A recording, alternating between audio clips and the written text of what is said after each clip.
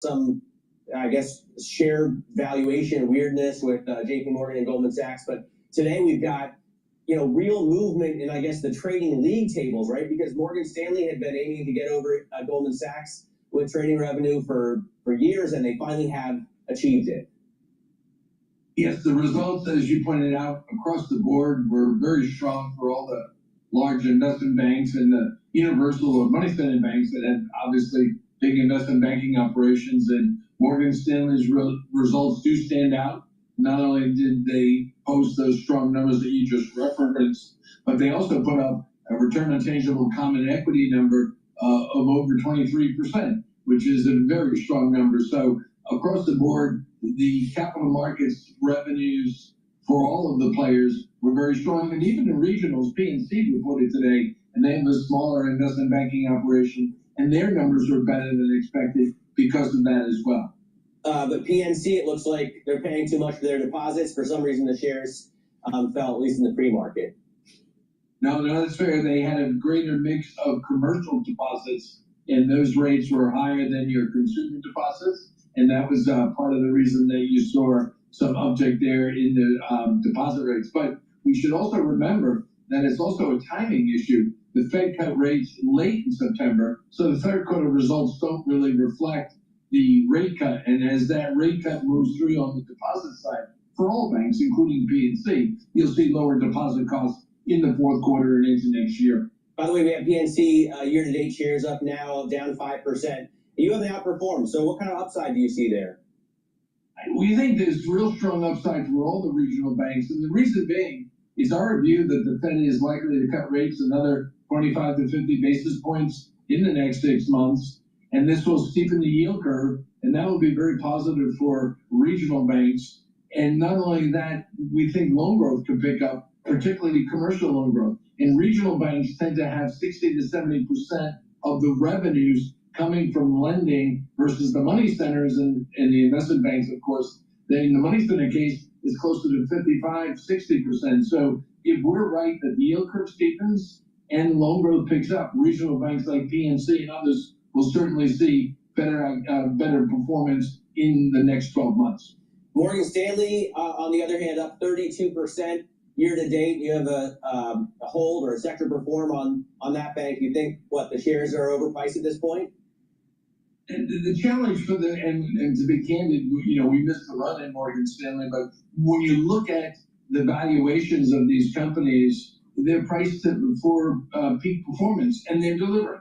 And so that is, I think, one of the real positives here. The real question going forward is that will the capital markets activity in terms of ECM, DCM, and advisory continue to at this very strong pace? We think it will through the end of the year and into next year, but it's tougher to figure it out, of course, in the second half of the following year, meaning 2026. But if they can maintain, and their peers, this elevated level of ECM, DCM, and advisory, as well as trading numbers, then the stock is going to hang in there. But we got to remember we're near record levels in some of those categories, so it might be tough to surpass that. And the other thing, too, is when you compare the year-over-year increases this year for the investment banks and the capital markets players, the increases have been great. But next year, even with the elevated numbers, the year-over-year increases are, that so-called second derivative, the rate of change, is going to decline for all of these banks. So that's another thing investors have to keep in mind. Sure, great to get some. Hello, this is Dr. Paul Cottrell, and we are live streaming on Rumble, YouTube, on my website, the-studio-reykjavik.com, and simulcasting on X Spaces. Thank you for joining. I greatly appreciate it. If you like the content that I make, all this is for free. I have thousands of videos out there for free. Please help support the work by going to the website and donating through Stripe, PayPal, or Buy Me a Coffee on the webpage. It's the-studio-reykjavik.com. All the links are in the description of this video and all my videos. I have 5 channels on YouTube. I have Brighteon, Bitchute, and Rumble. Please subscribe to all those channels. I have X and GETTR. You can follow me there. You can also be a subscriber to my Substack or Patreon channel. These are many ways to help support the work. Please share the links and ask your social media to follow me. I greatly appreciate it. If you pay attention to what I have to say, you will be able to navigate through tumultuous markets and improve your health and wellness. So thank you for joining. What we're going to do is listen in on Fox Live, Live Now Fox. They're talking to Mamdani. To education. We've seen time and time again this mayoral administration look to make it nearly impossible for the next one to fulfill so much of the laws that we are inheriting. And my first order of business will be to exhaust every single option we have in front of us.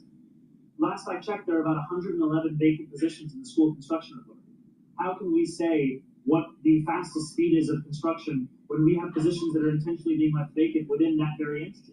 And so my job is going to be fill those positions, make it clear that we have a law that we have to follow through on. And I've appreciated the ways in which this chancellor has looked to fulfill that law in ways that are both required creativity and ingenuity.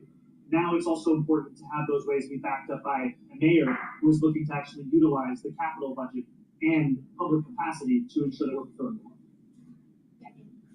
Hi, I wanted to ask you, there's been significant shortage of paraprofessionals. I think, I forget the exact number, but I wanted to see if you wanted to address how you would address that shortage. I know the unions called for a larger pay raise that goes against the pattern of the labor agreement. But I don't know what you're thinking. I'm going to forget the exact bill number. 1,600. It's like, I think Keith Bowers introduced this. This would create a $10,000 supplement for paraprofessionals. I think it's critically important. And I support it in the primary. I continue to support it today. And the reason I do is that we have an increasing number of vacancies of paraprofessional positions within New York City. And part of this is because we are paying people a wage that they cannot afford to live in the city anymore. And so I think that that continues to be a critical way of meeting that need. Do you support the power bill to give it a $10,000? Yes. Yes. I'm just wondering, given the fact that we have this law that we have to have smaller classes,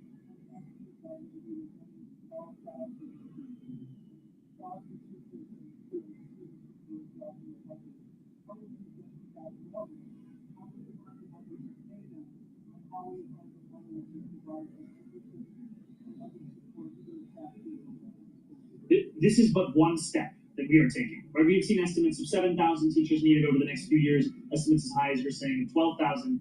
And what we need to do is every single year be expanding the capacity of teachers that we're hiring. This program, which would hire 1,000 teachers additionally every year, would cost $12 million. We will pay for that by saving additional money that we're currently spending in close to $10 billion in contracts. When I speak about these contracts, I'm also speaking about a system where you'll find different school districts procuring the exact same thing from sometimes the same vendors, sometimes different vendors. And the thing is that this is a classic guy that every time that he's asked a question, are you going to be supporting this? Are you going to be spending more money? Are you? Yeah. He's going to tax New Yorkers to death, and they're going to move out.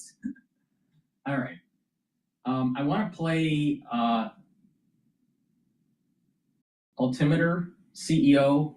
He was being interviewed by CNBC. But before I do that, please go to my store, the-studio-reykjavik.com, and be prepared for the fall and the winter. It's really important, all right? This fall and winter is going to be problematic for ones that are living in the United States and worldwide, but definitely for the ones that can get my products in the United States. I think you need to stock up, all right? So we're going to talk about a few products that you need to stock up throughout this transmission today. One item that you really need to stock up on is the drops and the lozenges. The moment you have that throat irritation, you want to take the lozenges. You can get them in blueberry, honey and lemon, and cherry. Get a few bags for your household, for work, for home. You never know when you need it. And I have in stock elderberry zinc. All right? Get a few bags for your household. Really important. The reason why is the moment you have that throat irritation, by taking the lozenges, you're neutralizing and you're maintaining that barrier to prevent perturbing your epithelial lining. The mutations that have taken place attach to the epithelial lining. So you want to prevent that. By the moment you start having that throat irritation, you want to take the lozenges right away, all right? Now, daily, what you should be doing, and this will help to slow down the aging process and boost up your immune system, is to take the Max 35 or the Cleanse. Max 35 is 35 parts per million. Cleanse is 30 parts per million. They're at different price points.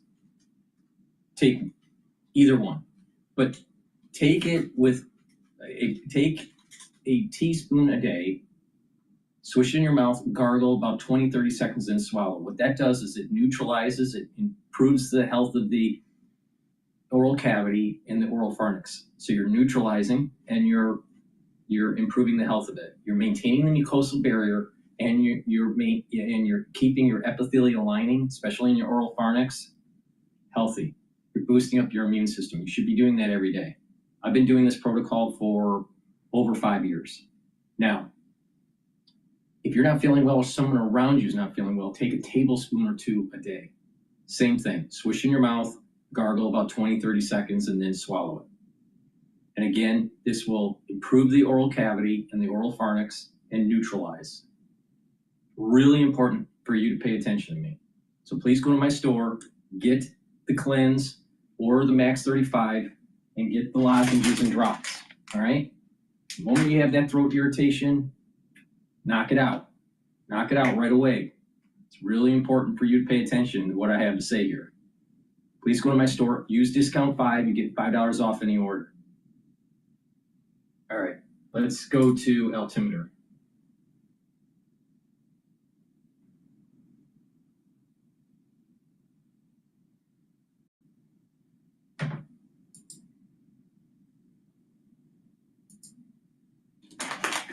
AI and Microsoft has now agreed to buy Orion data centers for about $40 billion. That deal marks the largest data center transaction now on record. Orion operates in its planned capacity now of more than 5 gigawatts across 50 data centers. Transaction expected to close in the first half of 2026. And this is a nice way back into our conversation with you, Brad Gersner, about what is going on here. The opportunity set. $40 billion. So just a small $40 billion transaction, again, in the space that we're all talking about. Maybe to just provide some context here. The Manhattan Project was $4 billion. You inflation adjust that, that's $40 billion. It was 1% of GDP. So if you take 1% of GDP, that's 300 to 400 billion, okay? That was a government-funded project that had a big impact on the economy. The compute build-out that's going on now is 10x the Manhattan Project with no government funding, all privately funded by deals like the one you just heard announced, right? So this is when you think about the tailwinds in the economy, right, as we head into 2026, think about the stimulus of now a 10x Manhattan Project. Then we have this massive reindustrialization investment. You heard JP Morgan yesterday, $1.5 trillion. You heard Stellantis today talk about their $13 billion investment. Besson's talking about it at the White House today. A massive reindustrialization build out on the back of trillions from the Middle East, 550 billion from Japan, etc. So, and then you have this deregulation and the M&A wave that's coming on. So I think there's a lot of tailwinds for this economy. Yeah, it sounds like something that's hard to bet against. You know, the thing, short term, I agree with him, but here's the problem. And he might be right, but a lot of times history rhymes. And because he was talking about M&A deregulation, there's a new financial engineering product with individuals being able to invest through ETFs into private equity and private credit. So there's new financial engineering vehicles that individuals can put in their 401k or into their IRA. There's this big build out with the hyperscalers. It's very similar to, I would say, the railroads. So I'm not positive that everything is copacetic and we're going to see all the blossoming fruits of AI before the bubble burst, because investment is there's always over investment before the real economy takes benefit of what was built out. In almost all cases. So most likely there will be a bubble burst with these hyperscalers. The real economy will benefit from AI, but that's not going to be through the hyperscalers. It's going to be through the small caps, small cap indexes, the Russell 2000, types. So will the bubble burst now? Well, no, it's not going to happen today or tomorrow, but could it happen next year? Yeah. I think there is at least a 40% chance or higher that it could burst next year, and probably an 80% chance of bursting in 2027. Could it go up a little bit more? Yeah, but I'm a little concerned that a lot of ETFs that are investing in the S&P 500, that are kind of tied to the S&P 500, a lot of them are leveraged to, they're a little bit more heavier weighted with the hyperscalers, the Mag 7. Well, they're going to get clobbered. That's where the bubble's going to burst. But will it happen right now? No. Is there still a leg up? Yeah. Was that tariff news from Trump on Friday the beginnings of the bubble? No, I don't think so. But because of all these different things that are happening, on top of the doom loop in the UK, the doom loop in France, the tariff wars, what's going to happen in the Pacific in terms of Taiwan, what's going on with Ukraine, will the peace be maintained in the Middle East? These are all unknowns. So I am bullish in terms of the overall long-term economy for the United States. Absolutely. I agree with them. But will it burst before we see the real benefits? Probably. So I have trepidation with the Mag 7 in 2006 and 2007. I'm sorry, not 2006, 2000. I have trepidation in the Mag 7 for 2026 and 2027. That's what I meant. So, and it's interesting I say that because 2007 and 2008 was during the whole Lehman issue. All right, so but 2026 and 2027, I have trepidation for the Mag 7. Because these PE, the PEs, the price per earnings, the price of the stock to the earnings, they're too high. They're way too high. Way too high. They're talking about NVIDIA being, multiples of trillions of dollars in worth. Really? This quick? Something doesn't seem right. Something doesn't seem right. So that's my take on it. But I could see his take, but he's looking at it more long term. But also, you got to remember, he's heavily invested in this. Is he going to say that the bubble's going to burst when he's heavily invested? Of course not. Of course not. But have trepidation in the Mag 7 in 2026 and 2027.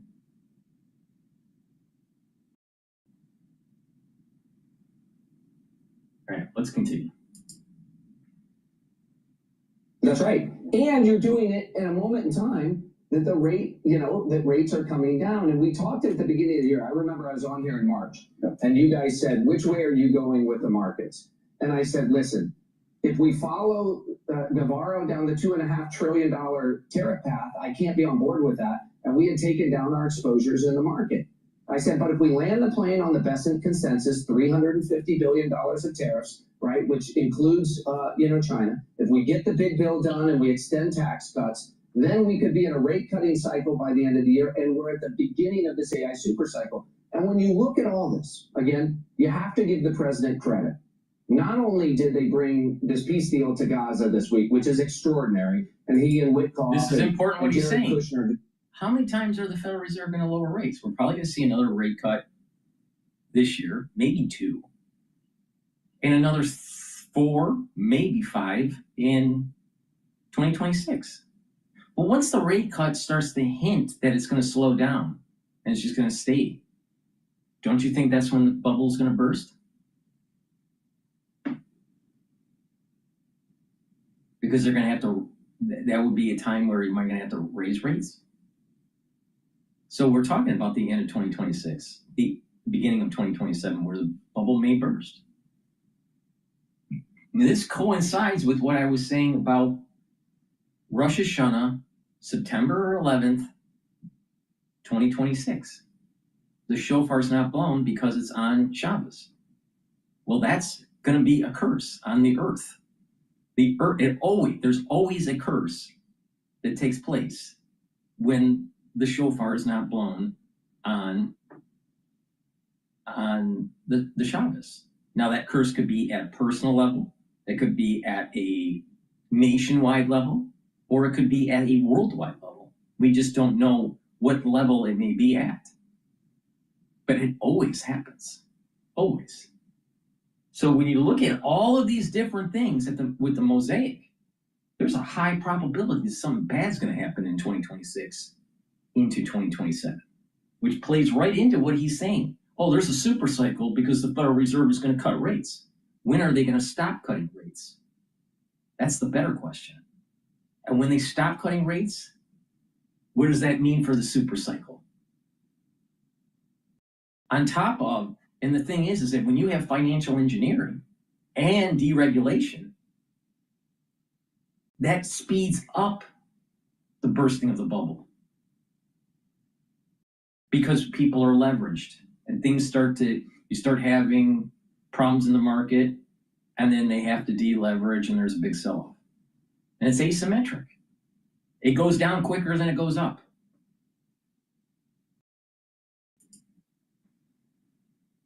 A lot of credit for it, but they landed the plane on a lot of these tariff deals. They got the big bill done and the extension of the tax cuts. You know, we have started to see the beginning of the rate cutting cycle. Inflation hasn't abated, but it seems to be in check. So just the flight path of the plane, Andrew. Now, of course, the NASDAQ is up 35% off the bottom from, May 2nd.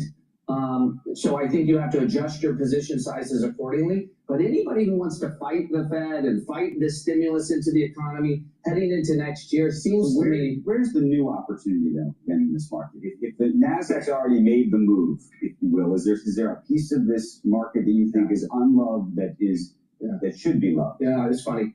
2005, I had one of the great portfolio managers of the world, Paul Reeder, who runs Park Capital in Boston, and he would come into my house. I had all my public investment in Google. And Google would go up, and he would come in and say, well, what are we going to do next? I would say, buy more Google, right? Oftentimes, the best ideas are your current ideas, are the last ideas, right? When I look at NVIDIA over the course of the next 3 or 4 years, it's going to continue to compound. Why? Because the things we just talked about, you got to build out this compute. Don't trust, just Sam Altman. If you listen to Satya Nadella, if you listen to Sundar, if you listen to Hock Tan, if you listen to it, they will all tell you the same thing. We are going to be compute constrained for the next several years, for certain, right? You had Greg Brockman on yesterday. Greg said if we had 10x more compute, I don't know if we'd have 10x more revenue at OpenAI, but we'd have a lot more revenue. The fact of the matter is this is an existential, not only an economic security matter, but a national security matter, right? We have to keep up in the AI race. So this is going to get built out. So I think you can continue to invest along the compute spectrum. Help me with one thing, and it was the tease before the 8 o'clock hour. There are some folks who say, how can I play OpenAI? I can't get access to this private company and their shares, but I can backdoor this potentially by owning either SoftBank, which obviously owns a piece of this, and Microsoft, which owns a piece of this, and we'll see obviously when and if OpenAI ultimately goes public. So we are investors in Microsoft and SoftBank in part for that reason. Okay. I think Microsoft in particular is really misunderstood how much they're benefiting from the present moment. I'm going to Satya on the BG2 pod coming up, and we'll explore that in depth. But one of the things I would say on that is, like, I think there's still this underappreciation for the massive, for this massive build out that's going on. If you think that's going to occur, right, then SoftBank and Microsoft will continue to be big winners with those tailwinds. Build a website you love with Wix.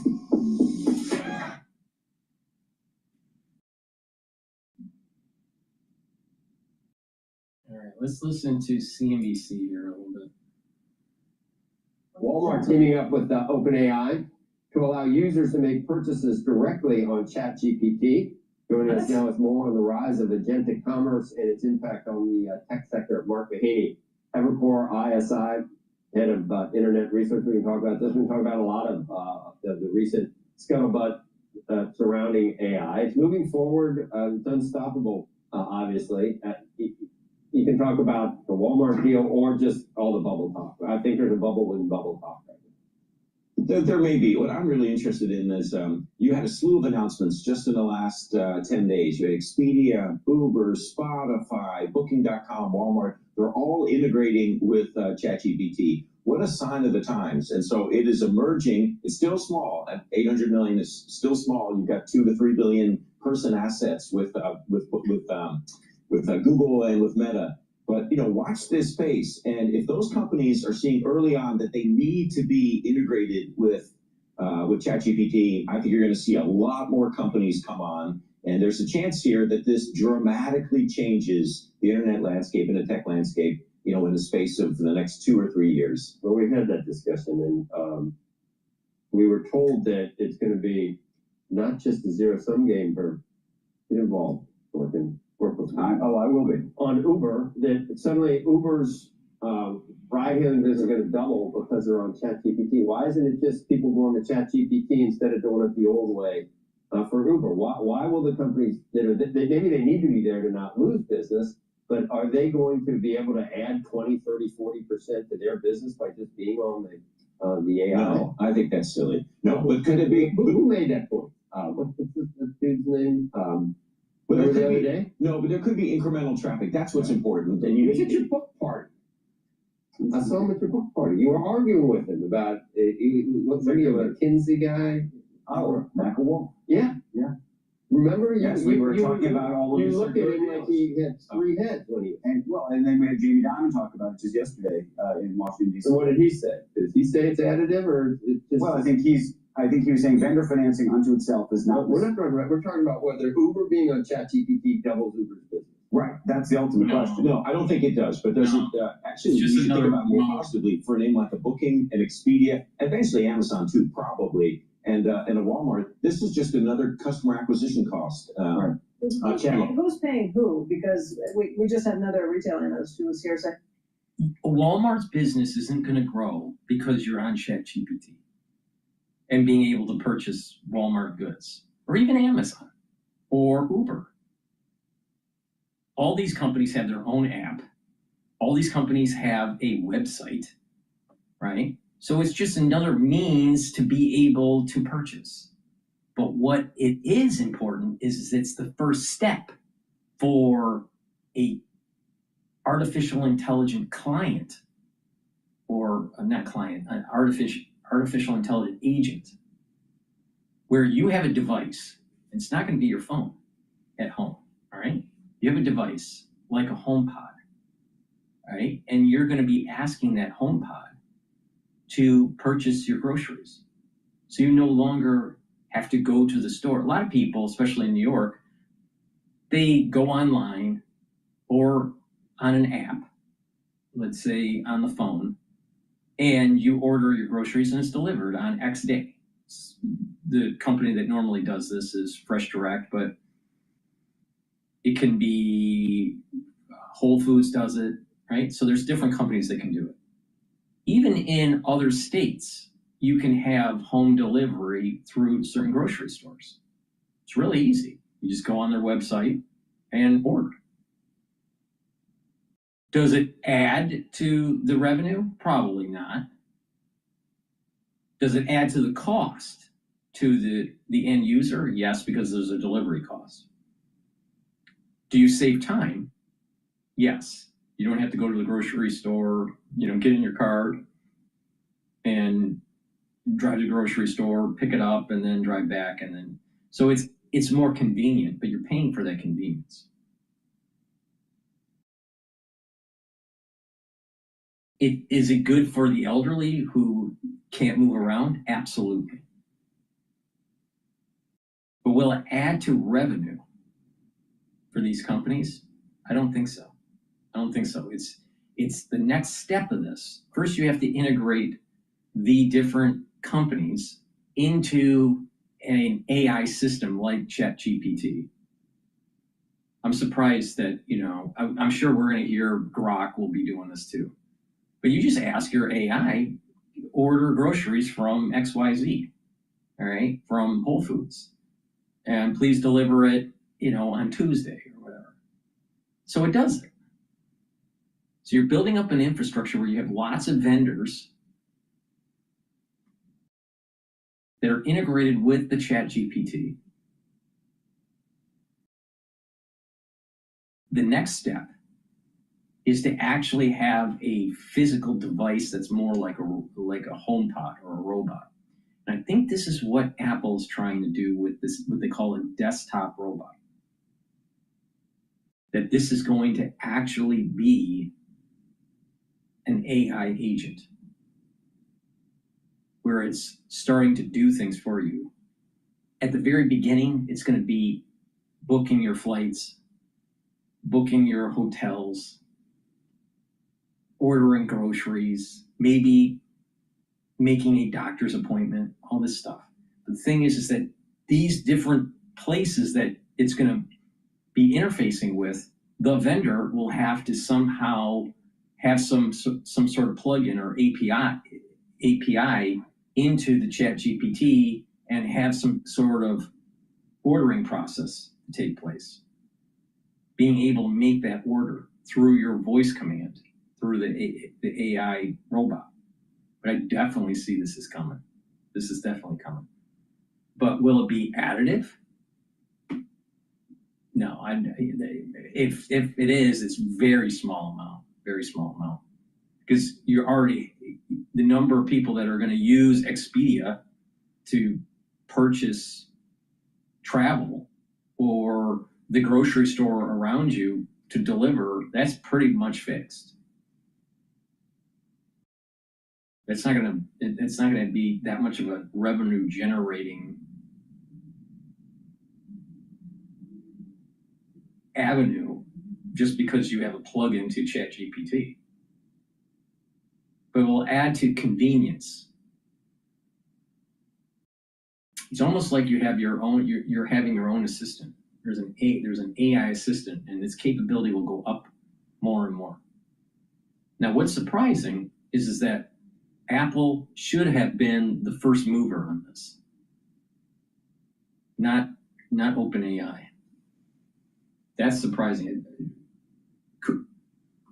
Tim Cook really dropped the ball on this one. Look, these retailers were all slow when the internet first launched. They let all these e-retailers come in and eat their lunch. They don't want to get caught in the cold again. Are they paying ChatGPT for this, and is it a lot of money? Eventually they will. I think what ChatGPT is going to do is, this is like Mark Zuckerberg in private. Build out the user base, build out the engagement, and charge them, but a lot later. I don't think they're going to really lean into monetization. It's just say, yeah, we want to be everywhere. Until they got 2 billion users, and I think that's when they'll start. Right. So once to charge everybody. So the question is whose revenue is increasing? Is it Whole Foods revenue increasing? No, because you're ordering, and you can do a pickup, so you don't have to do a delivery, but you're ordering through this agent that's plugged into ChatGPT. If it's a delivery, the end user, the customer, is going to have to pay the delivery cost plus the cost of the groceries. It's free to do, right? If it costs money to do this, no one would adopt it. No end user would use it. Now, the revenue stream for ChatGPT could be down the line in the future. They charge end users similar to Amazon Prime, where you have ChatGPT Prime, where it gives you this functionality, and you have to pay a monthly fee or an annual fee. Or what they may do is that to be plugged in, they charge a much larger fee to the enterprise, like an enterprise fee, to allow for these companies to be plugged in to their prompt.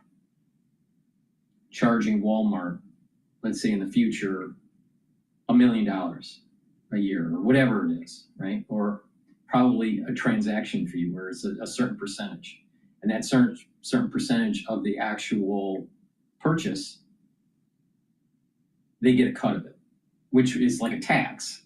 And then what will happen is that'll be passed on to the end user eventually. But it's nominal. It's a nominal fee. So there's a lot of different ways that this can be done. Charging the end user some sort of prime, or charging the enterprise, or through some sort of annual fee, or we have a nominal fee charge. So let's continue. Monetization. So that's still another year or two. If you were ChatGPT and you had unlimited access to capital, unlimited access to infrastructure, why would you try to screw anything up by trying to monetize now? Wait, build up the traffic, build up the engagement. But the other side here is agentic commerce is coming. It doesn't mean it only occurs on ChatGPT. All of these, Amazon, all of these major platforms. That sounds very monopolistic, what you were describing. We're going to let everybody come play with us, and as soon as we can, as soon as they need us more than we need them, we're going to turn on the screws and ramp it up. Turn on the screws, charge people. I don't know. I sort of view that. I mean, this is kind of what Meta. Think about this is what Meta did. You know, you use stories or you use threads and just build up the traffic, and then later on monetize. But first, build up the traffic, build up the engagement. But Meta is using advertising revenue, not charging the user. I mean, I don't use Facebook anymore, but I mean, so their business model is based on advertising. Now, will ChatGPT use this information and get ad revenue and sell this user data similar to Google? That might be another way to monetize. But if the end user has to pay a monthly fee like Prime, like Amazon Prime, I don't think they'll do it. I don't think that people will use it. Because I think that the people will eventually get to a point where they want to cut their expenses, not increase their expenses. Subscription fees don't last. That's something that won't last, I don't think. So there's many ways that ChatGPT could make money. OpenAI could make money on this. Nominal fee is probably the best, or user data, or a combination of the two, where it's a nominal fee and user data. But if there is a lot of money to be made in it, then there's going to be other prompts. Gemini, Google will build something that's similar, or it already has. But I mean, but it will compete in this arena. Will Apple build something that's similar? It probably needs to, but the way Apple works is they're probably going to partner with someone like Google or OpenAI.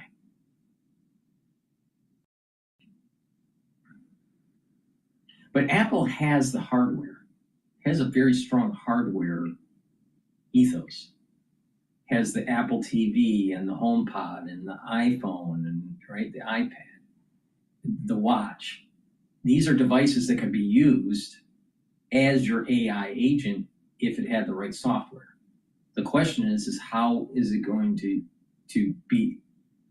How will it be accessing an AI? Is it going to be partnering up with OpenAI? Will it partner up with Google and just leverage that? Google also has hardware, so they're going to be competing with Apple, and that would, maybe they don't want to do that. See, Apple may need to build up their own AI and build on top of Surrey. Mm-hmm.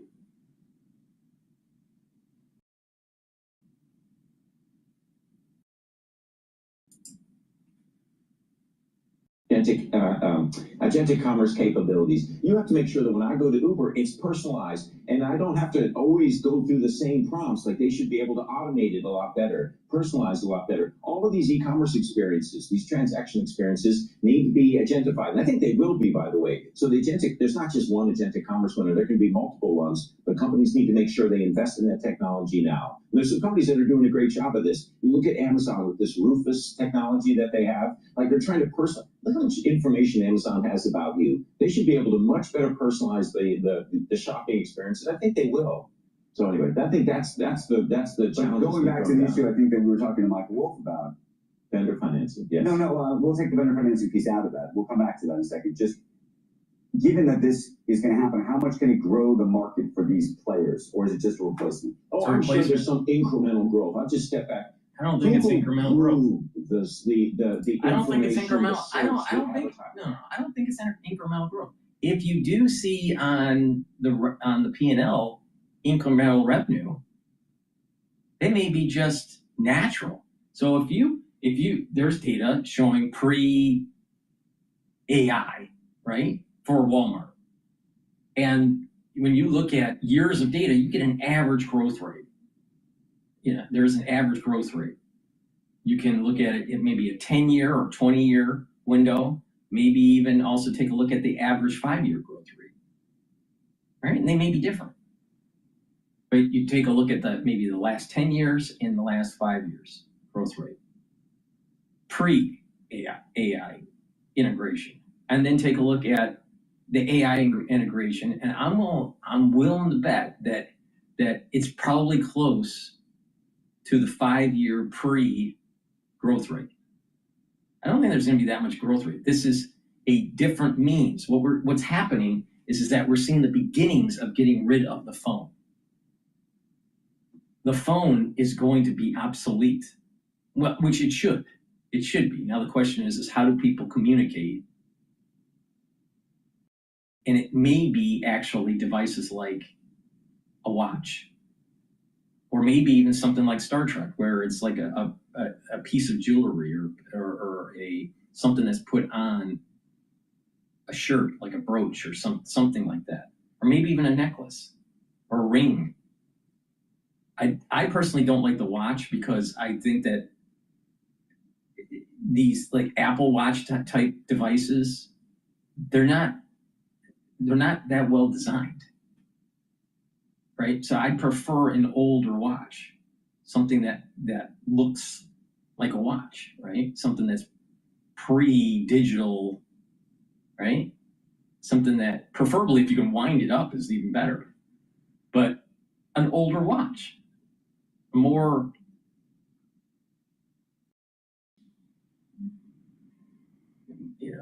more of a conservative look, right? Not a techie look. So if you're going to access these types of device, if you're going to access the AI in a mobile setting, then you're going to have something on you, preferably small, not intrusive, because I think the phone is too intrusive now, and it has to be connected to the grid. It has to be connected to the cloud, or And now we're talking, this is not 5G here that we're talking about here. It's probably 6 or 7G. So this is going to take a couple of more iterations in mobile technology before we get there. Economy over the last 20 years. Google made it bigger because it just made it more efficient for consumers and merchants and small businesses to meet up. ChatGPT is going to do the same thing. It'll be an accelerator. It's not going to But an accelerator for No, he's wrong. He's wrong. He's absolutely wrong. Because people are already using digital. They're using their phones. They're using the web.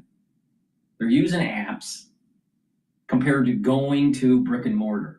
So if you use ChatGPT, it's not going to be a big jump like it was during the internet days to purchase groceries or to book a flight, because all of your flights now are through the internet.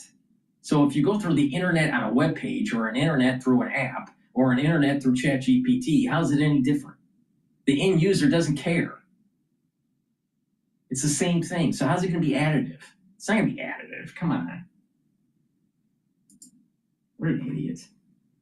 For Lyft is accelerated for everybody, because then you're saying the entire pie is getting bigger. No, the pie's not going to get You see what I'm saying? Yes, I do. Meaning, I assume you can either go to a restaurant and you can use OpenTable for that, or you could use, Maybe DoorDash to bring you the food. Well, I use the internet analogy. If you didn't figure out how to service customers, how to interact with customers on the internet, you were going to lose market share. I think the internet and agentic commerce and AI is going to increase the overall size of the market, but it's going to create the winners and losers. No. He's wrong. He's wrong, because you don't need the AI, and you can still reach your customers through the internet. And if you're a company that hasn't made that jump yet, they can just make that jump now. It's not going to be that. Most people have already made that jump, but because if you do the ChatGPT, you're still going to need a website. You're still going to need. You're probably going to have an app. You're probably going to, people are going to use their phone or use their desktop or their laptop or maybe even an AI device. But will that change? Will that grow the revenue for the company? Most likely not. Because if they're going to purchase, let's say it's Amazon, or a better example would be, let's say Delta Airlines, all right? You're buying, you could call, the olden days you would have to call a travel agent, right? Or call, on the phone. Then there was something called the internet, all right? And then people were able to purchase on Delta's website or through Expedia or whatever, all right? Some sort of internet travel agency. So if you're purchasing your tickets, it's either on the website of Delta or through some sort of travel agency, all right? Either a boutique travel agency or like Expedia or something like that.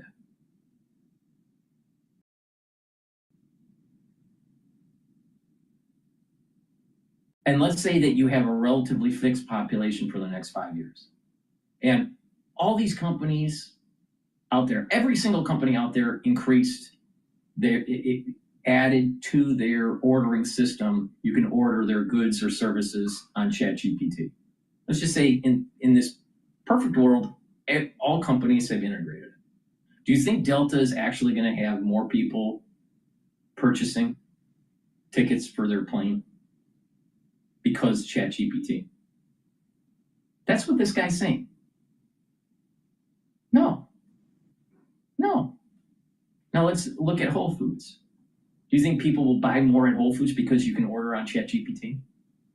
No. You may have less people that are actually going to Whole Foods to pick it up. Maybe more deliveries, but will you have more sales? Most likely not. Now, compare it to a company, let's say a hardware store, that doesn't, it's a mom and pop shop hardware store, all right? And it's not on the internet, and it's in a small town. And they decide that they're going to go e-commerce. So they open up a website. And they also, this website has ChatGPT ordering too, that you can order through ChatGPT to this hardware store. Would the hardware store's revenues go up? Yes. But how many hardware stores that are mom and pop that don't have an internet, that aren't e-commerce now? Almost all businesses are e-commerce now. So it's not going to be that additive. It's a replacement. The question is like, for example, you started to see it in hardware. When the iPad came out, Apple was looking at how many people were using their laptops. And they noticed that laptop usage started to drop when iPads came out. So the iPad usage went up, laptops went down. All right? So that was the use of a device. Now, why was that? Because it's more portable. It's easier. People wanted to consume content, not really create content. All right. Now, if you're ordering and it's e-commerce, right? You can order through the internet. You can order through an app. You can order through, let's say, in the world of ChatGPT, these vendors are integrated. Does it really matter which one you use? Whichever is the most convenient. But the number of users aren't going to change. Why would the number of users change? The pie doesn't grow.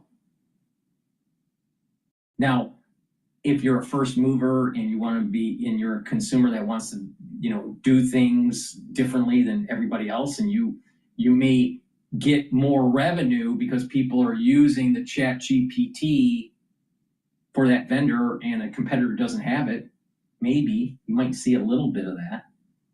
But once all the competitors are using it, then it's going to be a price war. So if there is an additive, it is going to be fleeting because of competition. But I don't see it being that big of a deal, because if a company that you're buying a product that's cheaper and you can buy it through an app or through the internet and not ChatGPT versus a competitor that has the ChatGPT app and the website, and you order that, all right, but it's more expensive, which one are you going to go to? You're going to go to the website and just order the less expensive one. So it's not going to grow the pie. I don't see how it can grow the pie. Now, what people have noticed is that individuals stop using because of the screen so small on a phone, they stop using the website, and they may go and use the Whole Foods app. Okay, you may see that less people are using the Whole Foods app and using ChatGPT more. But does that mean more revenue for the company? No. It's just that the means of ordering has changed. Instead of driving to Whole Foods, they now are ordering online. But instead of using a website, now they're using an app. In the future, they may not even use the app, they may use ChatGPT. But did the revenues go up for Whole Foods? No. Did the revenues go up for OpenAI? Yes. Did you get charged more? Most likely. As an end user? Yes. So they're adding friction. That's the big problem here. They're adding friction and trying to fleece the end user. They're adding these nominal costs to it. So when you buy your groceries, do you think Sam Altman should be getting a small little percentage take on it? Because that's what's going to happen. That little snot-nosed guy that's running OpenAI that doesn't have that strong ethics. He doesn't have business ethics, because look at what he did. He took a nonprofit and turned it into a profit. He doesn't seem like he is a humanist. He's a transhumanist. You trust a transhumanist? Because if you really pay attention to what's happening here, it's about adding friction and costing the end user, either through a subscription fee or through a nominal fee per transaction. So how do you benefit? How do you benefit? See, when you start using these technologies, you need to say, how am I, the end user, benefiting? And if you're not benefiting, there's to say it's more convenient. Is it really more convenient to use ChatGPT versus an app? Is it? Is it worth making Sam Altman a billionaire so he can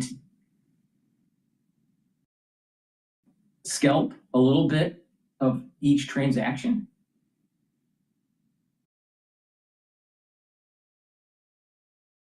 I would say not.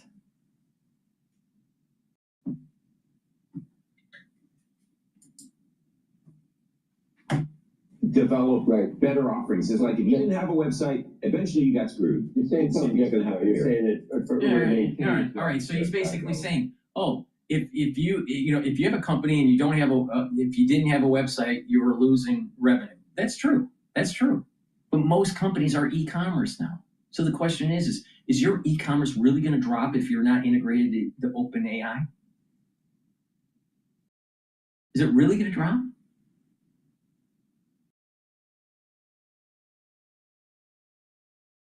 Is it really going to change?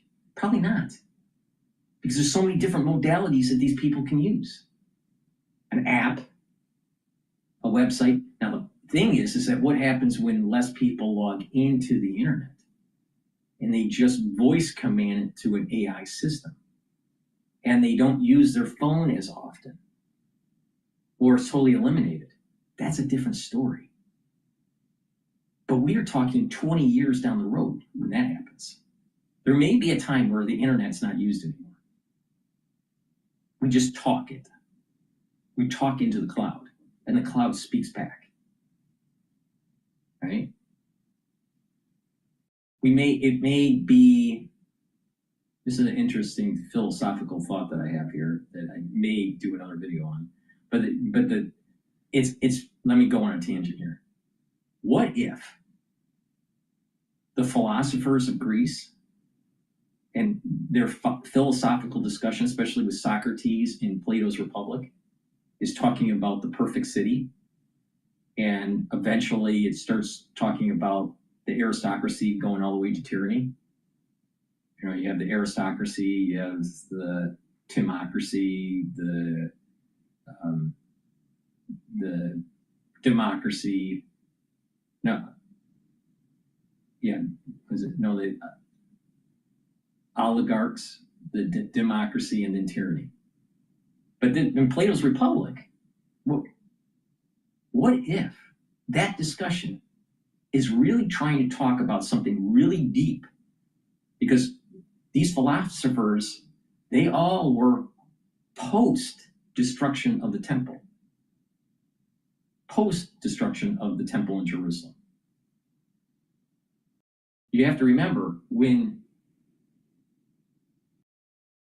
the Torah, the oral Torah and the written Torah, and Kabbalah came down, that was 1700 BCE. Some scholars say maybe even 1550 BCE. So somewhere in there, all right? But around 1700 BCE was when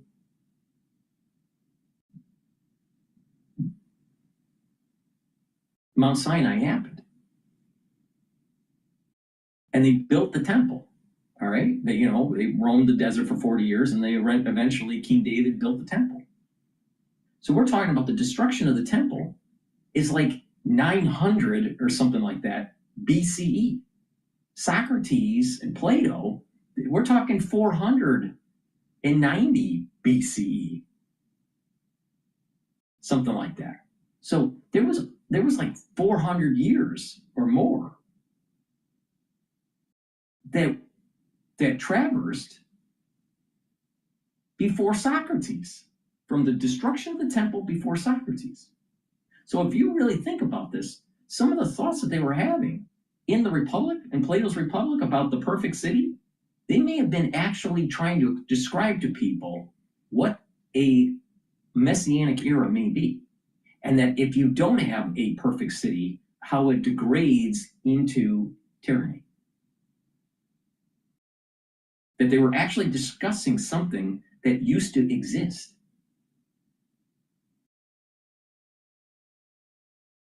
Never thought about that? That maybe all of the modern wisdom, Western and Eastern wisdom, actually comes from the Mount Sinai? You ever really thought about that? Because the scholars can't, if you take out the revelation of Mount Sinai, you take that out and you look at Western philosophy, all right, you got Socrates, you got the pre-Socrates era, right? But where's it coming from? It's coming from the Middle East. It's coming from this revelation that took place. So, okay. Then the temple is destroyed and there is a lost knowledge. And then you have the Greeks. This is my take on it. The Greeks are now trying to figure this out. And they talk about, virtue and innovation. Well, and this idea of contemplation and innovation, and that maybe you shouldn't innovate because it can cause problems. Make a nuclear bomb, or you learn about nuclear physics and you make something that's harmful. So maybe you shouldn't innovate. But they also have this discussion that's going on that perhaps when you do innovate, that there's really nothing that's really new. There's nothing new under the sun, as what I think Solomon said. And this whole idea of the philosopher king, doesn't that sound like Solomon? King Solomon? The most wise individual ever to live? So it's almost like they're trying to rediscover something that was lost. And they're thinking it through. And they talk about this innovation. And this innovation will eventually circle itself to the original. That you're innovating, building up knowledge, you're understanding the universe, and all of a sudden, it all snaps back to an understanding that took place 1700 BCE. This is what the Western philosophers were contemplating. So, okay, so I went on a tangent there, and I'm not even sure why I went on a tangent. Oh, so you have devices that are being used, the phone, right? That have been, and the internet, we may not use anymore. And we're just speaking to the AI. And the AI ends up becoming a robot, a humanoid.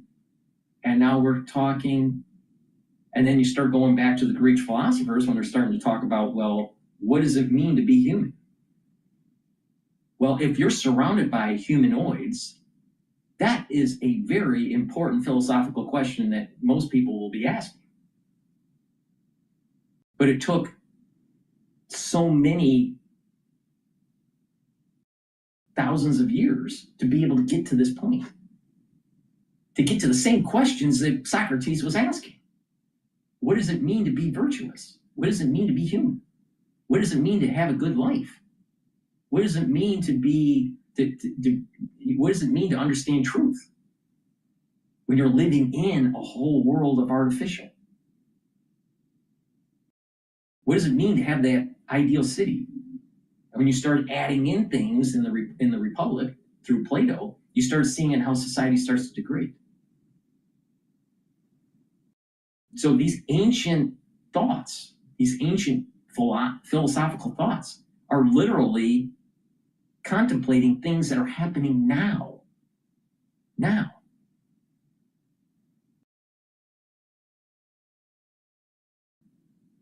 So you step back and go, is it really? Okay, so we have people not logging into the internet as often in the future, not using their phones. Maybe they get rid of their phones. They're using devices that are ubiquitous, non-intrusive AI that's tied into the cloud. All right? You don't even have electrical lines to charge devices. It's just using magnetic waves. I mean, think about it. If you can have a Bluetooth, think about this for a second.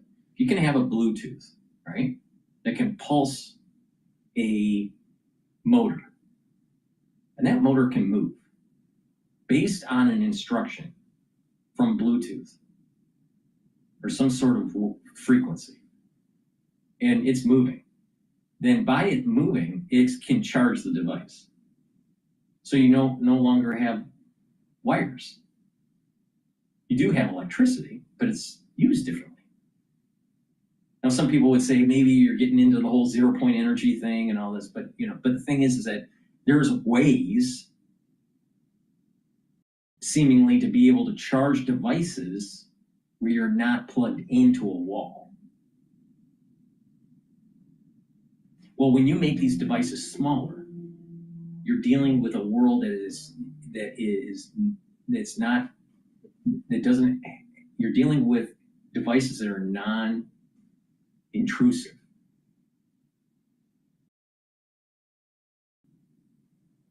They're ubiquitous.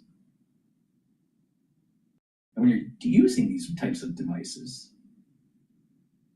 it's almost like you're now living in a pre-internet day. You're living in a pre-computer age day, even though everything around you is computerized. You just don't know. You just don't. You don't. It's not. Let's say, for example, you have a bionic eye. I'm against transhumanism, but let's say you have a bionic eye. Do you really need a TV anymore? You would just get the radio frequency or some sort of frequency into the bionic eye, and you see the TV, or you see the internet. So will we need computers in the future? No. Will we still have a computerized age? Yes. But would you be able to distinguish it from pre-computer age? No. You won't be able to distinguish it. Because it'll get so good that it's like nature. It's a mimic of nature. All right. Apologize for digressing there. On ChatGPT, it's not going to double its market share. It's just maybe Expedia, because people probably, if you could just. In terms of going back to the finances, who will benefit is ChatGPT. They're trying to get revenue from the enterprise, subscription revenue from the end user, and potentially even nominal transactional fees of all your purchases. And then maybe sell your data too on the top of it.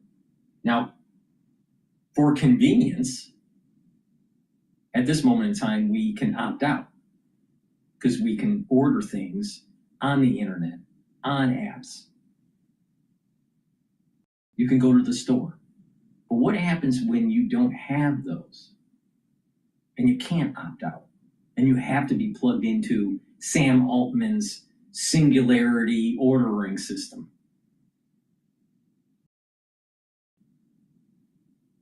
There's the problem.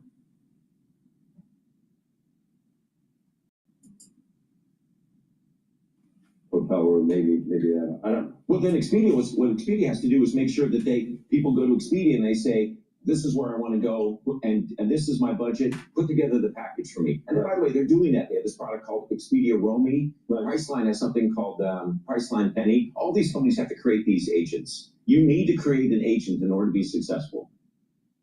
And where do you land on the vendor financing piece of this, the sort of round tripping? It's getting tricky. I'm not sure how I can come out on it. There's not red flags here, but there's some orange flags. And you better be careful about who you've set up your vendor financing deals with. There's a few companies where it should be relatively safe. I think OpenAI is. I think they've got access. I don't know any. I think they've got almost limitless access to capital at this point. They maintain the kind of growth that they're doing, and if they're rolling out the products that they're rolling out are extraordinarily good. SOAR 2, for example, and we're going to have, I know Brad Gersman's coming on a little bit. I was just chatting with him. I mean, ChatGPT 6 is coming out before the end of the year, and I just think we're going to see these step function improvements in the product. If you do that, and you're in the OpenAI ecosystem, you're. I don't know. All right, we're going to talk about Mamdani a little bit, but before we do that, please go to my store, the-studio-reykjavik.com, and get the structural nano silver soaps. These are very high quality soaps. You should be using them every day, but especially for the fall and winter. Why? Because they're high quality soaps that have structural nano silver. Now, charcoal tea tree, lemongrass, very high quality. You can also get the peppermint and lavender. Get a few bars for your household. Help support the work that I do. and help support your health and wellness. And I think that if you really think about what I was saying about Plato's Republic and what does it mean, in terms of living in an artificial world, in an artificial intelligence world, yeah, at the very beginning it may be beneficial, but eventually it starts to clamp down on your freedoms. It's a surveillance technology. I mean, I used to be an automotive engineer, all right? And I'll tell you what, when you look at these cars, right, most of the dashboard with these flat screens, especially in the center cockpit module, it's an inorganic design. It doesn't even flow right into the dashboard. And it has all these electronics that if it goes bad, what do? Who's going to fix it? There's something about the aesthetic of the old, right? And it's cheaper. You get these cars that should be only $25,000, $30,000, selling for $75,000. Why? Because it has all this electronics crap in it that you really don't need. So I do see that there's going to be an age where people will want to strip it down. That they'll want to go back to a cool looking, but almost retro interior. Fresh surfaces, but retro interior. Non-technical interior. Please go to my store, the-studio-reykjavik.com, and get the structural nano silver toothpaste.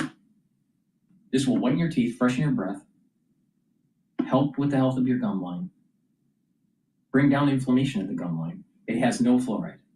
You should use this every day. It's a very high quality toothpaste, but especially for the fall and the winter. Why? Because it neutralizes. And you're going to want that if you're not feeling well during the fall and the winter, or someone around you is not feeling well. You better get prepared, because the fall and winter in the United States is not going to be pretty. All right, let's listen to Mamdani here. Momentum, acceleration, embrace the pursuit. David Human Chevron Collection. Bamboo HR is easy for everyone. What about a hospital that needs employee data, benefits, and payroll all in the same place? Yes. So the Democratic Socialists of America, which is the group, the largest group that's backing Mamdani to run for the mayor of New York City, they're brushing off Israel's ceasefire with Hamas. They called for more resistance to Israel's apartheid and occupation of Gaza. They released a statement on their website. It says, "This will not end Israel's assault on the Palestinian people or the theft and occupation of Palestinian lands. The occupied West Bank and Jerusalem, eroding under illegal shelter expansion, continue to struggle under violent Israeli apartheid and occupation." So that is the group that finances, and it's a platform he's running on. So Mamdani's ceasefire statement isn't much better, since there is finally a glimmer of hope that this ceasefire will hold, the long, difficult work of reconstruction can begin. We must work towards a future built upon justice, one without occupation and apartheid, really, and for a world where every person can live with safety and dignity. He had a terrible statement on the October 7th, marking that day, and this isn't much better. Apartheid still brings that up. So I used to cover Democratic Socialists of America because they were often linked with the campus groups all over the country.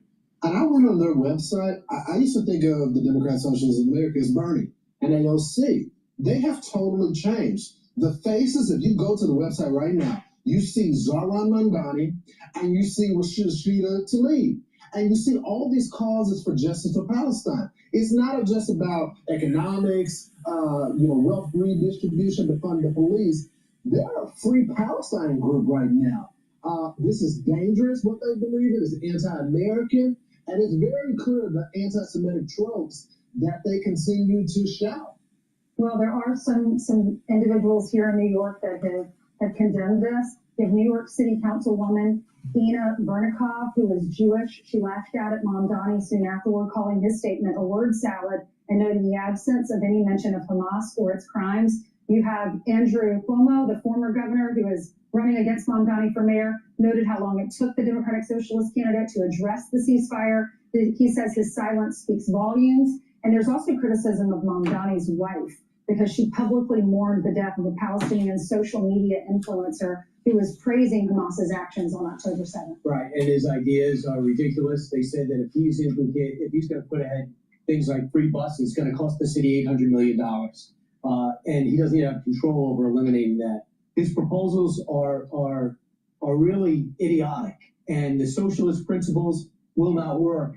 And the things that he wants to do, mayors don't even have the power to do. But that's who they say has a nice smile, and he's going to be on with that smile on the story at 3 p.m. today. He won't be smiling if his policies are implemented, that's for sure. Yeah, he's going to be on with Martha McCallum, and she's going to come up on Fox and Friends to preview that. They have a debate tomorrow. Curtis Lewa, it's one and only. Curtis Lewa, Andrew Cuomo, I think it's one and only, and Mamdani together. That's going to be must-see TV. Yep. And also, Eric Adams says he's considering endorsing Cuomo. So if that's another 10%, that's another 10%. A Democratic Socialist group that is backing Zoran Mamdani, his run for mayor, is condemning the Gaza ceasefire, saying, quote, "This will not end Israel's assault on the Palestinian people or the theft and occupation of the Palestinian lands.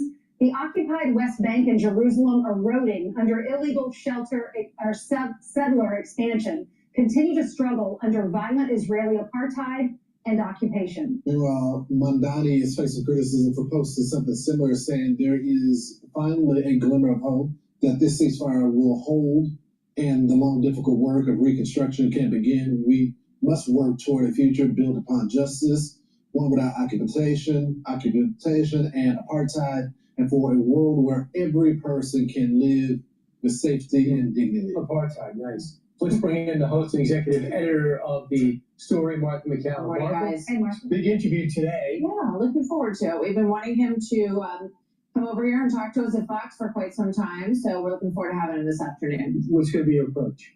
Well, they have a huge debate tomorrow night, and he's going to be grilled on a lot of the issues that we have just been bringing up. Obviously, there's news things that are happening with regard to Gaza that you guys are just reporting, and we'd like to get his feedback on that. Also, I think we want to talk about public safety. We want to talk about the economy, the things that are really compelling and will be the work that he has in front of him if he's elected. He's ahead by 13 points right now. So, obviously, Cuomo is hoping that this is going to be a big night to shift this dynamic. 13 points apart right now. Sliwa will try to take a crack at it tomorrow night as well. But, sometimes debates can be game changers. So this is where the focus will be. Yeah, if you look at the big board behind you, Martha, this is the Democratic Socialists of America. This is their agenda. They're his biggest supporters. Get rid of mandatory minimum prison sentences, close ICE detention facilities, give health insurance to illegal immigrants. And the chapter leader said, quote, "Our endorsed candidates are expected to follow the will of the membership." That's exactly right. And, you look at AOC, you look at Bernie Sanders, you look at Mamdani, they want to be the future of politics in New York City and beyond. This is the largest capitalist center in the world. Think about it. New York Think City. about it. Think about it. What did Plato say in the Republic? Through democracy, you got to remember what a democracy really is. We really have a constitutional republic at the federal level, but if you have the will of the people, right, eventually it will degrade and go into tyranny. Aren't we seeing that, the beginnings of it in New York City? Now, New York is 400 years old. Or is it 400? It's around 400 years old. Is it more than that? No, it's 400. Yeah, it's 400 years old. So the thing is that it's taken 400 years, and now we're just about ready to have a tyrannical rule.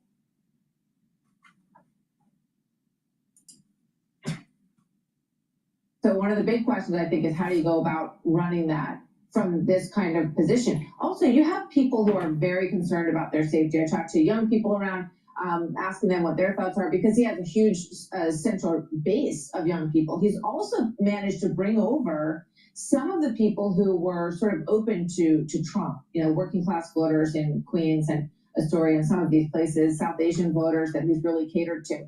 So he has a lot of questions to answer. He's very young. He doesn't have a lot of experience running things. So those are some of the things that we're going to focus on. But safety is huge. And you look at every week there's another horrific story. Right. And you ask yourself, how was this person on the street? So I think that's one of the things we want to focus on. We have a difficult task too, Mark, because this is the interview we've all been waiting for. He puts his policy prescription, he has all these past comments, and then his campaign will release a statement saying, okay, he doesn't quite mean that. Or he'll say, I want to clarify. But then his Achilles heel, he goes back to those same policy positions. So do you think you're going to be able to get a clear answer, whatever he believes on it? We just want a clear answer on that. Well, that's what we're going to try to do. Politicians do evolve, and he's saying that I have changed my opinions on these things. You think about what he said about New York City police officers, racist, anti-queer, and part of the public safety problem in the city. He has said he no longer believes that, and he has said that he will apologize to the police at large and to the city at large for those comments. So, I think without getting too far down the road and where we want to go. Don't raise your voice to prove your rights. Focus your mind with every word of irrefutable fact you can find. Because conviction is the calm that comes when you know that you really do know.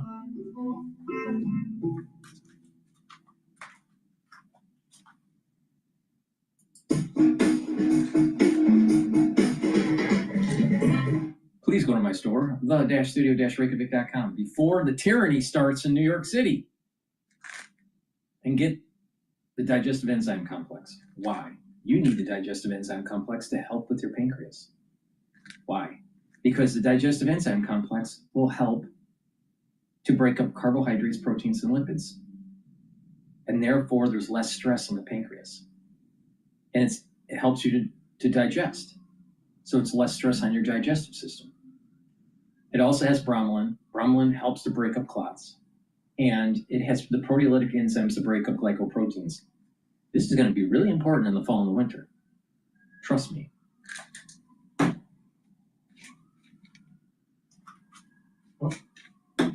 Olive leaf extract. Olive leaf extract will bring down inflammation and help you to control your lipid profile. So olive leaf extract is going to help with your immune system and your cardiovascular system. Magnesium and zinc. Magnesium and zinc will help with your immune system.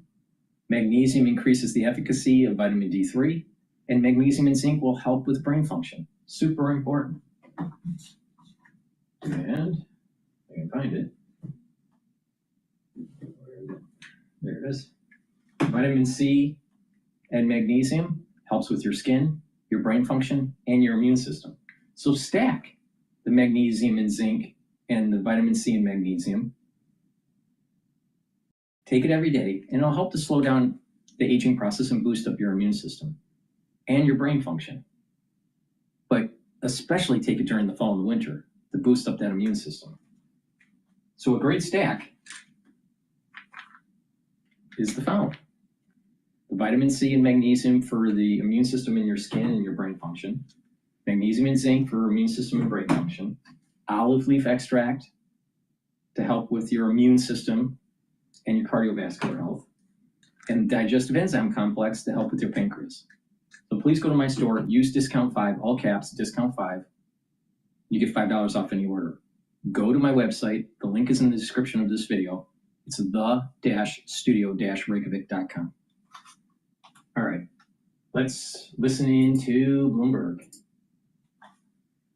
They happen, yes. There's one thing that we've done in this country, most notably through ethanol, Scarlett, is we create a net energy exporter. We create more enough energy. A lot of it's because we use our food for fuel. Now, to put that in context, before the adaptation, the proliferation of automobile, a lot of our crops was used for transportation to feeding animals, so horses. So it's just coming back around. But the significance is we have major pressure on U.S. soybean prices because of massive supply to Brazil. And China's world's largest demand for source of soybeans are taking Brazilian soybeans. So in the U.S., we're looking for sources of demand. How about biofuels? My uncle, who's a farmer, Dennis Shannon, used to like to say, you could put soybean oil straight into your diesel tractor at 5% and run it no problem. So it's a great source.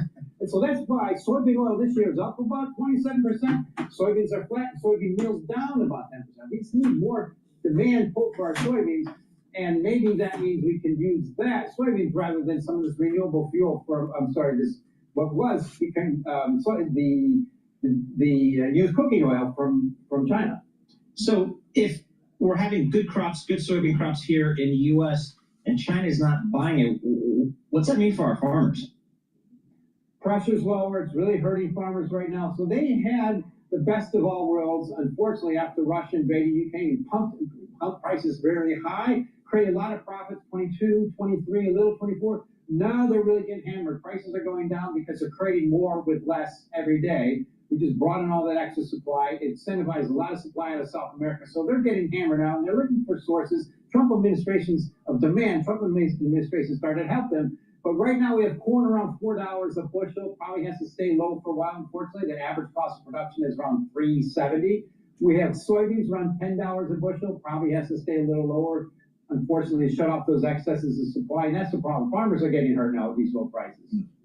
Which is so interesting, given that they're such a big constituent of President Trump, and he's talked a lot about making sure that they're taken care of. Mike, Paul had talked about how you are the go-to guy for all things gold, silver, as well as Bitcoin. So I wanted to get your take on what's going on in crypto, because we're a few days removed from that big crypto crash on Friday and Saturday. And things are settling it down a little bit here, but we are seeing Bitcoin slide for a second straight day. What kind of damage has that crash done to the space overall? Scarlett, I appreciate you mentioning it, because in June I wrote about Bitcoin and cryptos could lead the next U.S. recession by going down and creating a reverse wealth effect. And I reiterated that today. Bitcoin has 1929-like qualities right now. It looks like it's heading lower with massive excess supply in cryptos. There was one in 2009, and now based on CoinMarketCap.com, there's 25 million. A lot of excesses. It looks like they're starting to hit lower. So the key thing I've been watching over time, really like to watch, is the ratio of ounces of gold per Bitcoin. A high this year was around 38. Now it's ticking down around 26. Our model, Josh Daniels on our team says, here's a model. Looks like the average price could be around 15. Means it could still cut in half versus gold. And here's the key thing to remember. There's 25 million cryptocurrencies on limited supply, and there's only 4 precious metals. Gold, silver, platinum, and palladium, and the average of precious metals this year are up about 60 to 70%. That could continue. Limited supply, more demand, massive excess supply of cryptocurrencies, and just a little bit too much speculation. Good stuff. As always, Mike, you break it down for us so we can understand it. Mike McGlone, Bloomberg Intelligence Senior Commodity Strategist. He covers everything from pork bellies to Bitcoin. Go figure. But he is our go-to person on all things commodities. Let's head down to Washington, D.C. Here, our own Michael McKee is there, international economics and policy correspondent for Bloomberg News. Mike, we heard from Fed Chairman Jay Powell yesterday. He made some comments. What stood out to you in a world where we hear from Fed people kind of all the time? I think the real bottom line here is that the Fed chairman is saying we're going to cut rates on October 29th. And that's important because this is the last week before the Fed blackout. We still have more Fed people to hear from, but if you know the chair is going for the 25 basis point cut, then you pretty much know what is going to happen. And he gave us no reason to think that the markets are mispriced for that at this point. Okay, makes sense. And that's why we did see stocks give up a lot of their losses yesterday. The S&P 500 still did close in the red, but not by a whole lot. Looking at data, there's no government official data due out right now because of the shutdown, but we did get Empire Manufacturing, which is New York manufacturing. And that was a surprise because it was a positive number when economists were looking for a negative print. There have been a number of surprises recently in some economic indicators that are private sector. Even the ISM's better than expected, even if the manufacturing number was down. What we're seeing, I think, is a little bit of a fall rebound coming after we saw the summer slowdown.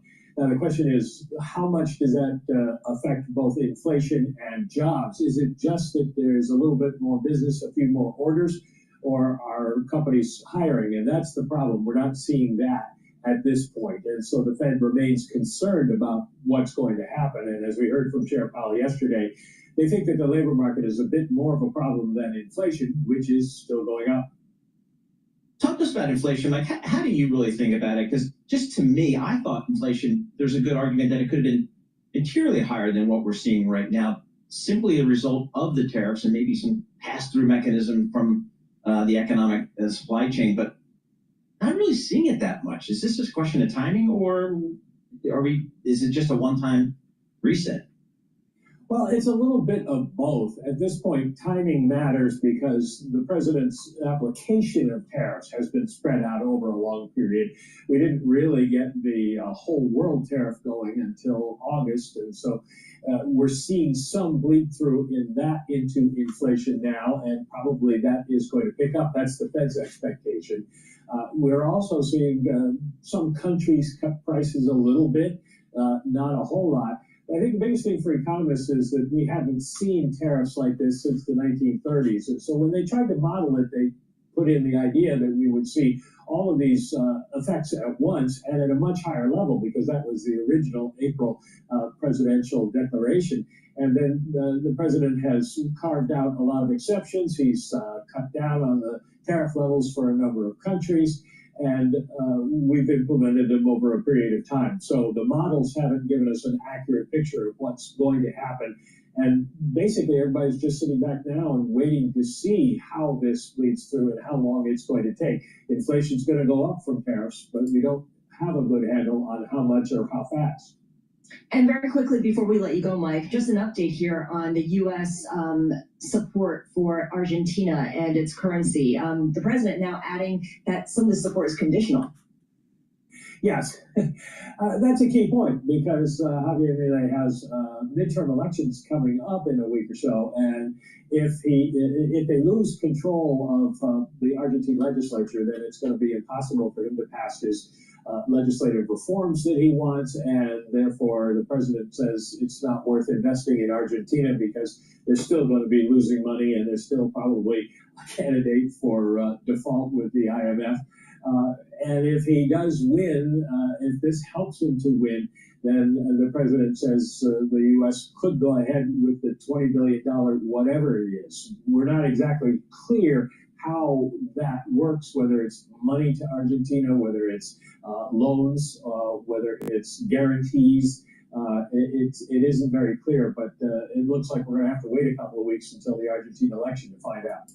Michael McKee, thank you so much. We appreciate it. My understanding is a swap between the Treasury Department, which basically means they're going to take pesos and the Treasury is going to give dollars at the current exchange rate, and they will reverse the swap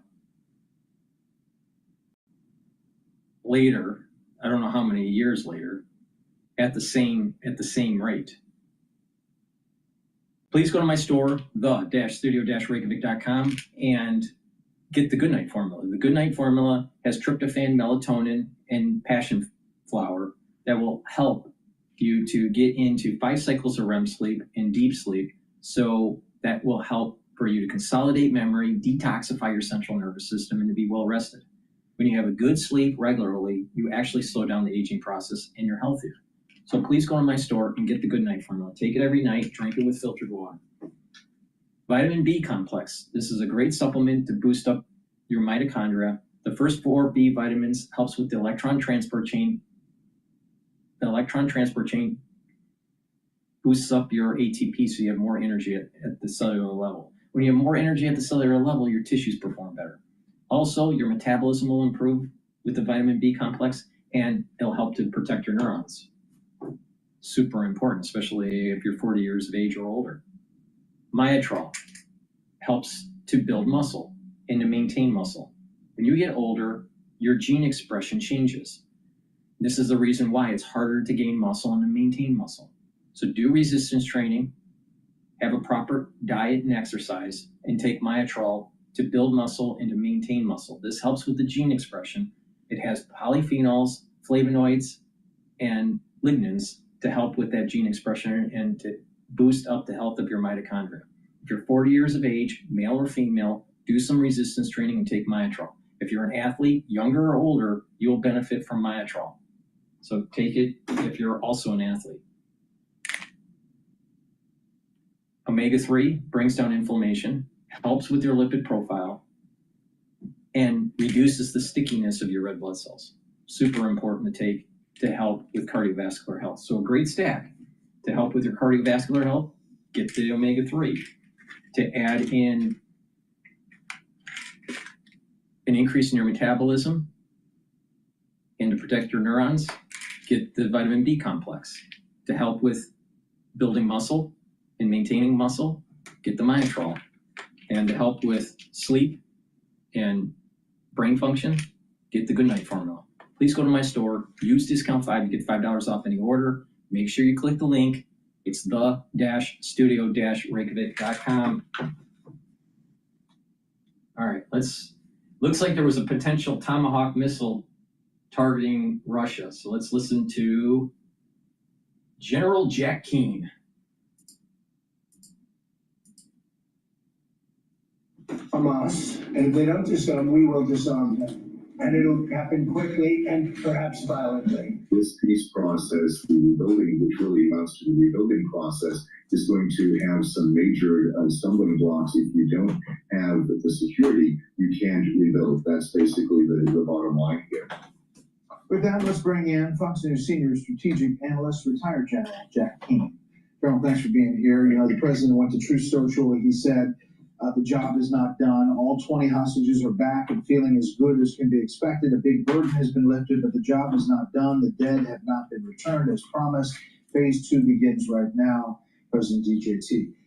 They know this is a heavy lift. The second part.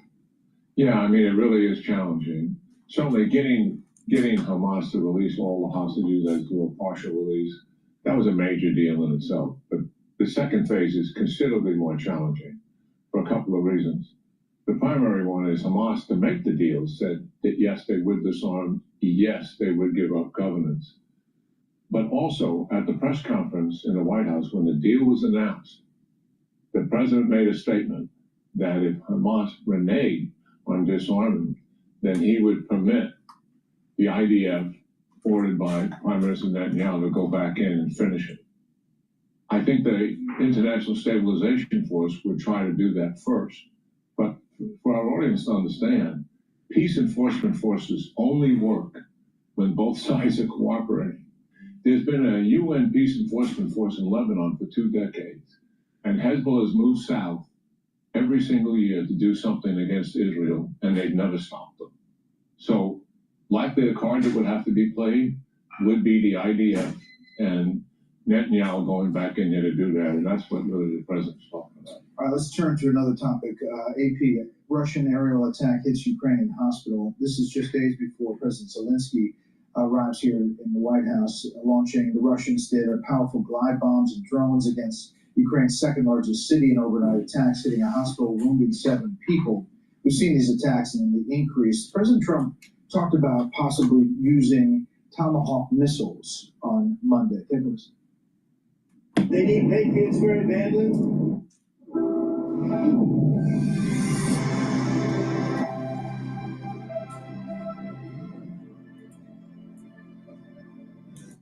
They need Patriots very badly. They'd like to have Tomahawks. That's a step up. They'd like to have Tomahawks. We talked about that. I might have to speak to Russia, to be honest with you, about Tomahawks. Do they want to have Tomahawks going in that direction? I don't think so. I might say, look, if this war's not going to get settled, I'm going to send them Tomahawks. I may send them. Sending Tomahawks to the Ukrainians, which are requesting to strike deeper into Russia. Well, let's just talk about that for a second. Putin is saying that's an escalation. That's another false statement. This guy has made one false statement after another. In 22, Putin began to fire hypersonic ballistic missiles against Ukraine, largely civilian targets. He's been firing air-launched and sea-launched cruise missiles against civilian targets and energy infrastructure for the last 2+ years, in addition to those 500 to 600 drones a night that you're seeing there. He's the guy that escalated. All of his targets are largely civilian targets. If the Ukrainians get the Tomahawk missiles, what are they going to use them for? Their number one target will be the Abaluga manufacturing center for Shahed missiles, built by Ukraine. 20,000 North Koreans are there at that manufacturing center, right? It's out of the range of everything they have right now. That'll be target one, but they'll all be military targets. Ukraine is not going to target civilian targets. And what Putin is trying to do with President Trump is the same thing he successfully did with Biden. Threaten escalation if you do X, and there'll be something to come against you as a result of it. And he won that bluff with Biden time and time again. I don't think he'll win it with President Trump. You know, Zelensky expressed hope in the wake of what he saw in Gaza that this could lead to something else. Geopolitically, with a win like we saw in the Middle East for President Trump, does that affect Russia? Does that affect China and how they look at things? Oh, absolutely. Just as weakness affects them.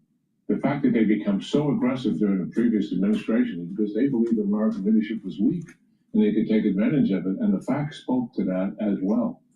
The attack that President Trump ordered on the nuclear sites, the decisive blow, got their attention. And so, in Iran. And what is happening right here now with the somewhat defeat of Iran and the proxies and moving forward to peace and stability in the region, all engineered by who? American leadership on a world stage, setting the whole standard for what's to be accomplished. This is what they're trying to depose. They want that, have that influence. And here we have a president doing it. You bet you they're paying attention. I want to talk about the Pentagon and covering the Pentagon. There are these new stipulations, new rules that have been put out, and we, in the media, along with all the networks and also newspapers, had a media statement to respond. It was due today, and here it is. Today, we join virtually every other news organization in declining to agree to the Pentagon's new requirements, which would restrict journalist abilities to keep the nation and the world informed of important national security issues. Policy is without precedent and threatens core journalistic protections. We will continue to cover the U.S. military as each of our organizations has done for many decades, upholding the principles of a free and independent press. That's ABC News, CBS News, CNN, Fox News Media, and NBC News signing that. Here is the Secretary of War at the cabinet meeting in his interpretation of what all this means. You have to wear a badge that identifies that you're press, or you can't just roam anywhere you want. It used to be, Mr. President, the press could go anywhere, pretty much anywhere in the Pentagon, the most classified area in the world. But also that if they sign on to the credentialing, they're not going to try to get soldiers to break the law by giving classified information. So it's common sense stuff. Kind of simplified it there than what's on the paper. I covered the Pentagon for 6.5 years. I covered the White House for 4 years. I covered the Pentagon when you were there. Yeah. Right. And we knew not to, you don't walk into the tank, and the classified areas are off limits. We obviously were always trying to get the story from different elements, and there was a freedom, but everybody had badges with them. At the White House, I never walked into the Oval Office or the Situation Room. These are stipulations that essentially are changing the dynamic about how to get. The question is, when was he working at the Pentagon? Wasn't it during the Gulf War, or was it during the Afghan-Iraq War, right after 9/11? Because if it was, they wanted the press there to push the propaganda. Totally different. Totally different. I think it's, I don't know when he was a journalist over at the Pentagon, but I would not be surprised it had something to do with during George Bush. It must have been right after 9/11, because I think Brett is too young to be a correspondent at the Pentagon during the Gulf War. I could be wrong. And how they disseminate information. He's comparing apples and oranges. It doesn't seem like the whole story is being told to our viewers here. What they're really doing, they want to spoon feed information to the journalists, and that will be their story. That's not journalism. Journalism is going out and finding a story and getting all the facts to support it. And no one's going to walk in and bang on a door of a 4-star general or senior civilian policy leader in the Pentagon. I never had that. But I did have journalists chasing a story of something that was going on. The thing is that those things were legit. Yeah, but back then, when the time period that they're talking about, they wanted the journalists to promote the propaganda. All right? I mean, the journalists were the ones that convinced the American people to go to war with Iraq and Afghanistan right after 9/11. Who was beating the drum of war? It was the mainstream media. All right, okay, so it's a different time period. But even more important, Hegseth is trying to restructure the Pentagon and reduce their inefficiencies. So it's going to ruffle the feathers of some generals and some staff members. So if you have a bunch of reporters roaming around, you're going to have a lot of gossip talking from the generals and the staff complaining about what Hegseth is trying to do to restructure the Pentagon, which is what the will of the people want. People voted for Trump to change the Pentagon. So he needs to tighten up the ship to make sure there's no loose cannons. The best way to do that, have a watchful eye on the press to stop the infighting. Oh, that's pretty genius.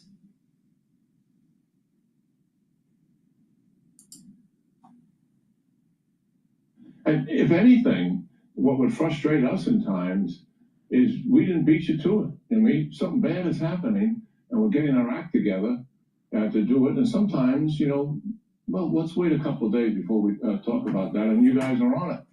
And that's journalism. And we know the stipulations. But what happens when you have a bunch of complaining generals because they're either going to get axed because they're too fat and they can't do push-ups, or they're getting their programs cut? Think about a lot of the programs that are happening are inefficient at the Pentagon. We waste American taxpayer money on stuff that we don't need, that are not effective, that are not robust. But it'll make a lot of money for a certain contractor, defense contractor. Why do we need so many derivatives of the F-35? Why? We don't. But defense contractors will make a ton of money, and every general wants their special project. Well, when you cut them, don't you think the generals are going to complain? And if there's a bunch of CNN reporters walking down the hallway, don't you think they're going to say, "Oh, they're going to be cutting this, and I got a scoop for you because I am pissed off. I'm a pissed off general, and I want to get back at Hegseth." So to stop the infighting, he has to get the journalists out, because he's doing a major restructuring of the Pentagon. And the Pentagon has a lot of nefarious things that are happening. The special projects, the golden parachutes, the insubordination that's taking place. Barack Obama was saying that there was insubordination with the Pentagon. He had problems having the generals do what he wanted them to do. And based on our Constitution, it's the fucking President of the United States. Even if you don't like him, the President of the United States tells the military what the fuck to do, not the generals. And I didn't even like Obama. But Obama was right. The commander-in-chief is the President of the United States, not the generals. There's the problem. There's the problem. So if you need to stop the infighting and the leaks, you gotta clamp down on the press at the Pentagon. So that's the story.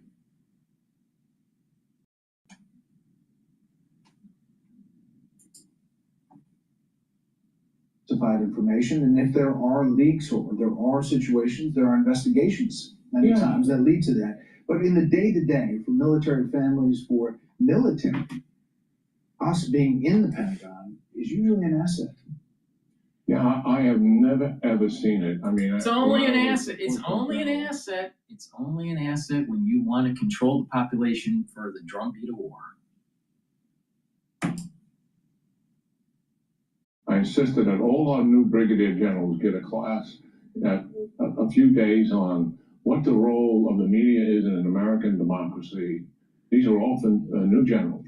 And then I wanted them to practice. I'm so tired. I'm so tired of people saying an American democracy. I don't even know what the hell that is. It's a constitutional republic, totally different. American democracy. What?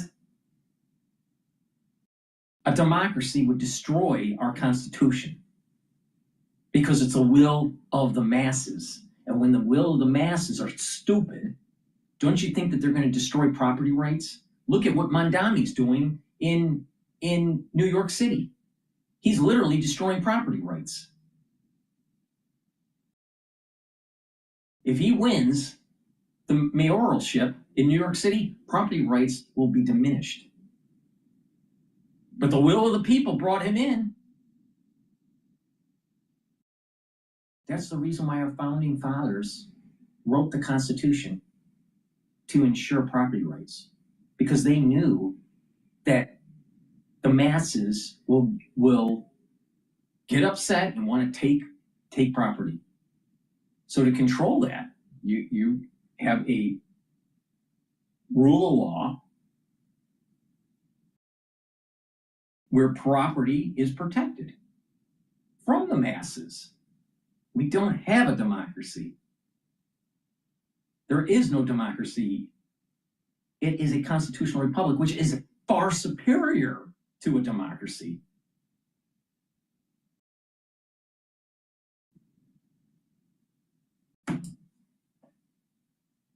Realities of this, because they have all these incredible warfighting skill sets, but dealing with the media isn't one of them. And so the education of them was very important to me, so they would welcome and don't see the media as something to be intimidated by. See the media as your conduit to the American people. And that's how I always saw it and believed in supporting it. There were times when stories were done that make me flinch a little bit. Yeah. But that's usually because we had done something that wasn't as good as we should have done it. Well, we're all standing in solidarity, almost all of us, and we hope that changes. We'll see where this policy goes. General, as always, thank you. Yeah, great talking to you, bro. Hey, Sean Hannity here. Hey, click here to subscribe to Fox News YouTube page and catch our hottest interview. Please go to my store, the-studio-reykjavik.com, and get the zeolite. Zeolite will bind to heavy metals, toxins, and chemicals and allow you to urinate them out within 6 to 8 hours. It's important to take this every day. Take 3 small drops underneath your tongue. Drink filtered water. Do it every day. And what will happen is your immune system, your endocrine system will perform better, even your brain function. So take it every day and improve that immune system. Super important, especially in the fall and the winter.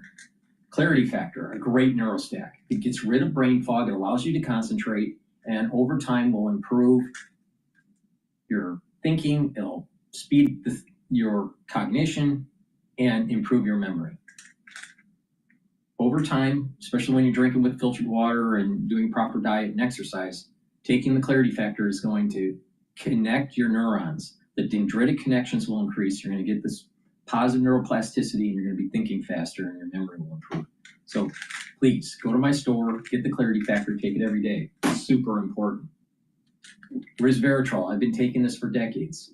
This will help for youthful gene expression. It's going to get rid of cells that are in senescence. It'll help with the health of your mitochondria, boost up your energy levels, and soak up free radicals to reduce stress in the cell. Your cells will perform better. This will also improve your basal layer for your skin, so you look younger, all right? Resveratrol is very powerful if you stack it with C60 or NAD+ or ubiquinol. So please go to my store and get the Resveratrol. Very high quality. Take it every day. And get the deodorants that I have on my store. I partnered up with Rainbow Herbals, and we've developed these deodorants for males and females. You can get it in citrus, and you can get it in peppermint, lavender, and tea tree. They have no baking soda, no aluminum. It's made from essential oils from the Himalayas. Extremely powerful ingredients that will allow you to smell good. It's a great deodorant, but it'll also help to detoxify your body. And when you're detoxifying your body daily, your immune system and your endocrine system will perform better. So please go to my store and get the deodorants, and you can stack. Get the deodorants, get the Resveratrol for youthful gene expression, for a great neurostack, get the Clarity Factor, and to also help to detoxify your body, get the zeolite. Use discount 5 and you get $5 off any order. Go to my store, the-studio-reykjavik.com. Click the link in the description. Go to the website and get the great products. Get healthy, especially boost up that immune system for the fall and the winter season. All righty, let's listen into Bloomberg. on Bloomberg Television and the Bloomberg Business app. This is a Bloomberg Business Flash. It's 11:40 on Wall Street. We do check markets all day long here at Bloomberg. We are seeing a renewed wave of dip buying, and equities are extending gains after Treasury Secretary Scott Bessent suggested the possibility of a longer China tariff truce tied specifically to rare earths. So here's where we stand. The Dow, the S&P, NASDAQ off session highs, but still very much in the green, with the S&P up 37, now up by 0.6%. Dow Industrials are advancing by 128 on. The Dow up now by about 0.3%, and NASDAQ higher by 0.8%. The Russell 2000 index, the outperformer today, actually performing in line right now up by about 0.9%. We've got the 10-year 4.00%, with the 2-year 3.48%. Gold up $51 the ounce, $41.94 on the precious metal, up 1.2%. Silver with a 52 handle again, $52.66. Silver up 2.4%.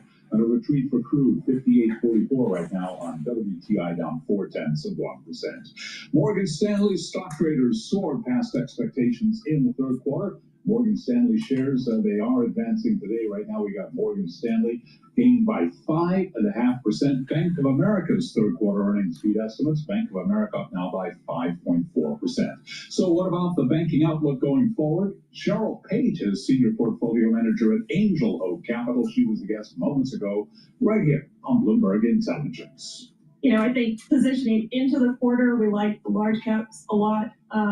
I think there's probably more of the deregulation angle that hits the large caps more specifically. But as we look forward to lower rate environment, I think the steeper yield curve, lower rate feed is underappreciated in the regional banks. And it may be time for a pivot into regional from large cap from here. Cheryl Page of Angel Oak Capital. Speaking of regional banks, this morning we did hear from PNC, stock down now by 2.7%. Recapping, S&P higher by 0.5%. And for on-demand news, 24 hours a day, subscribe to Bloomberg News now wherever you get your podcasts. I'm Charlie Pallett. That is a Bloomberg Business Flash. Thank you so much, Charlie Pallett. Paul Sweeney and Scarlett Fu here on Bloomberg Intelligence on Bloomberg Radio. We're streaming live on YouTube. And, for all the talk of all these companies involved in AI deals, circular deals where they're teaming up with someone and they're buying something or investing in something and partnering with something to buy their own chips back, one company is noticeably absent from all these announcements, and that is a big one. It's Apple. Yes. Where is it? I don't know. They have a lot of cash. They do. I don't know. I don't know their AI play. That's what I don't know. Well, their AI doesn't work very well on their phone right now, I can tell you that. Anurag Rana is a tech analyst at Bloomberg Intelligence, and he joins us now from Chicago. So, Anurag, there are some headlines here that Apple is looking to beef up its smart home offerings, lessen its dependence on China. This is something that the president of the United States has been pushing Apple to do, to bring some of its manufacturing back to the U.S. But Apple is not doing that. It is beefing up its manufacturing operations in Vietnam. What's going on with Apple?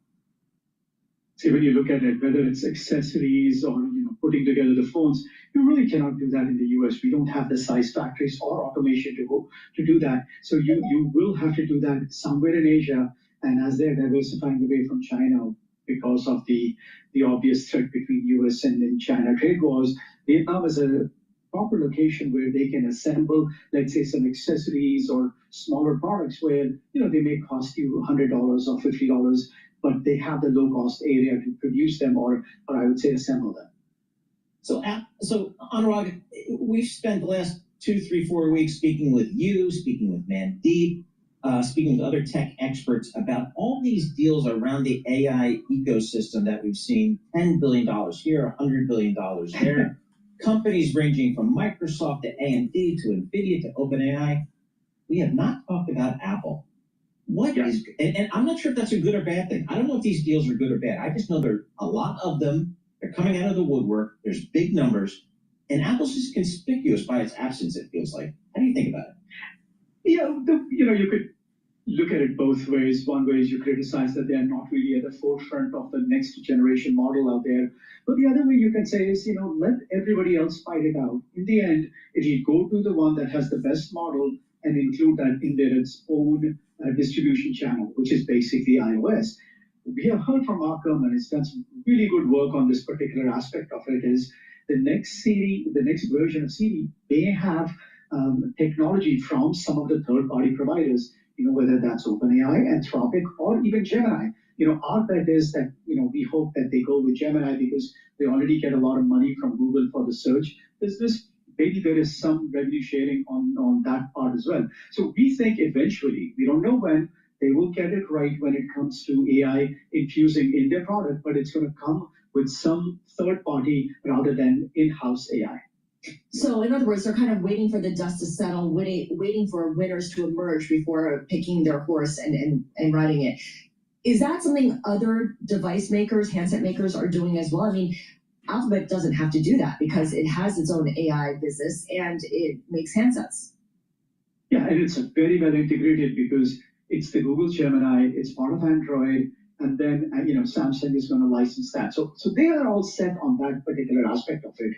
But it's possible that Apple may choose to work with Gemini, Google itself again, get their technology, infuse it in their products, and you and I get the same experience we would get, on like, for example, using ChatGPT or Anthropic. I think from what we have heard from Mark is the research right now is they're running parallel chatbots internally, trying to see which one has a better output. And eventually we know with Apple, it's going to go with the one, the highest quality of searches or queries or answers. And let's hope that they get it around in the March timeframe that it's rumored to come out. Earnings for the tech companies are going to be in a couple of weeks here. What should we be focusing on this quarter, Anurag? So we're bifurcating the entire tech space into two buckets. One is area where we're going to see some weakness. That's going to be more on the consulting side, more on your traditional software side. And on the second half of the equation is companies that will see an uplift in their revenue because of AI-related investments. So CoreWeave and Microsoft fall in that bucket. But on the other side, you're going to see some struggle with, let's say, IBM Consulting, although IBM software should do well. And that is the bifurcation that we have. What is going to be most important for Microsoft, for example, is all the headline news that we are hearing about lower capacity or some constraints in data center work, whether that's going to have an impact on Azure guidance or their cloud revenue guidance for next quarter. That is going to be the biggest question going into the quarter for Microsoft. Which of the names have the potential to surprise most to the upside, given what you've seen so far in terms of estimates? I think CoreWeave has one potential, but at the same time, this stock moves so much on a daily basis with any new announcement that comes out. So it's tough to say whether a lot of that optimism is probably baked into the numbers at this point. So what's the big thing that you guys are working on? I've referred so many people to the Bloomberg Intelligence Technology Team's AI report here, which really is definitive, I think, in kind of laying out for people what AI is and what are all the facets of it here. What's the next level of analysis for you guys in Bloomberg Intelligence Technology? So the biggest thing we are trying to hone in and bifurcate this investment cycle that you mentioned, during the initial remarks. There are two aspects of it. One is everything that OpenAI is needing. It's signing contracts with NVIDIA, Oracle, AMD, and so forth. Now, at this time, OpenAI doesn't have the money to fund a lot of that stuff. They have enough financial backers to take care of it. So, so that's one area to focus on. The second part is companies like Meta, Amazon, Microsoft. They are going out and building capacity or signing up deals for data centers and new chips. Now, they have the cash to do it. So we are trying to figure out in these cases to see both of these scenarios, to see which ones of them will have a greater impact on the downstream ecosystem, whether it's hardware providers or chip providers, or for that matter, data center providers as well. All right, Anurag, thank you so much. Anurag Rana is Bloomberg Intelligence tech analyst on what's been going on with Apple, AI, and a bit of a preview into the earnings season that's coming up. Speaking of which, Paul, I was looking, Netflix will be reporting in 6 days' time. I know it's not a traditional tech name, but it does kind of kick off tech earnings season. It does. It trades like a tech name a lot of times in terms of valuation and volatility, but it's been just a great story. The streaming business. Well, I think that because there were so many subscribers unsubscribing to Netflix because of the wokeism and some of their movies and series, that they may come in short in terms of their revenue. So it will be interesting to see if the cancellations of the subscriber base hurts their revenue. Before we go to the next video, that's going to be about Trump threatens to make Hamas disarm quickly and violently. This is on Times Radio. Please go to my store, the-studio-reykjavik.com, and get the Boomer Boost. Boomer Boost has 68 nutrients. It has a very comprehensive compound profile shown on the screen. You can also read the label on their website. This will target multiple systems. This will target and help with your heart health, vascular system, musculature, brain function, boost up your energy levels, and increase your metabolism. When you are doing this on a regular basis, you're also going to be able to help control your A1C levels. It's a very powerful compound that you should be taking every day. Take it with soft foods, filtered water, a smoothie, or even with just milk. I mix it with soft foods, but you should be taking this every day. This is a great way to get healthy. It's part of my anti-aging protocol, and that protocol is very simple. A multivitamin, the probiotic, Max 35 or Cleanse, C60, turmeric, ashwagandha, lignans, and then the Boomer Boost. They all are synergistic to slow down the aging process, bring down inflammation, soak up free radicals, help with your endocrine system, increase your metabolism, and help with your gut health. So please go to my store, get the Boomer Boost. It's a great product. And if you're an athlete, you should be taking Boomer Boost for your pre or post-workout fuel source. And you'll notice that you're getting strength gains from your sport, for your sport through Boomer Boost. Gladiator barley, you can take this separately or you can mix it with the Boomer Boost. I mix it. Now, Gladiator barley is a high-density protein. Now, this barley is an heirloom barley, very nutrient-dense. It has the micronutrients that you no longer have in normal barley. Now, this will help to build muscle if you're doing resistance training, bring down inflammation, soak up free radicals, and detoxify your body.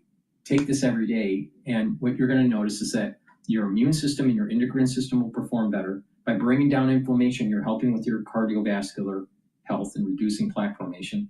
And bringing down inflammation systemically also helps your brain function. Because if you're bringing down inflammation at the cerebral level, your neurons are healthier. So please go to my store, the-studio-reykjavik.com, get the Gladiator barley, do the resistance training, gain the muscle, bring down the inflammation, detoxify your body. It's a great way to get healthy. You can stack it together and you get an additional benefit by controlling your A1C levels. So Boomer Boost and Gladiator barley, very powerful stack. Very powerful stack. Please go to my store, the-studio-reykjavik.com. Use discount 5 to get $5 off any order. All right, what we're going to do is we're going to play Times Radio talking about Trump's threat to Hamas.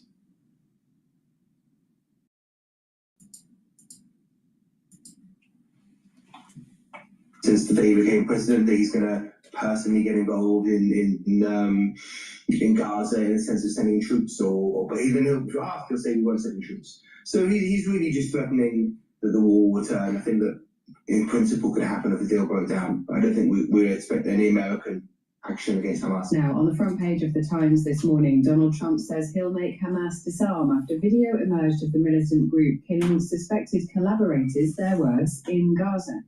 Donald Trump told reporters he will make sure the group gives up its weapons. We have told them we want to disarm, and they will disarm.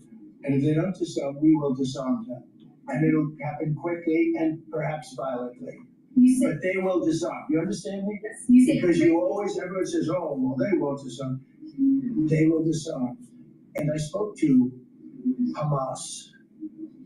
And I said, you're going to disarm, right?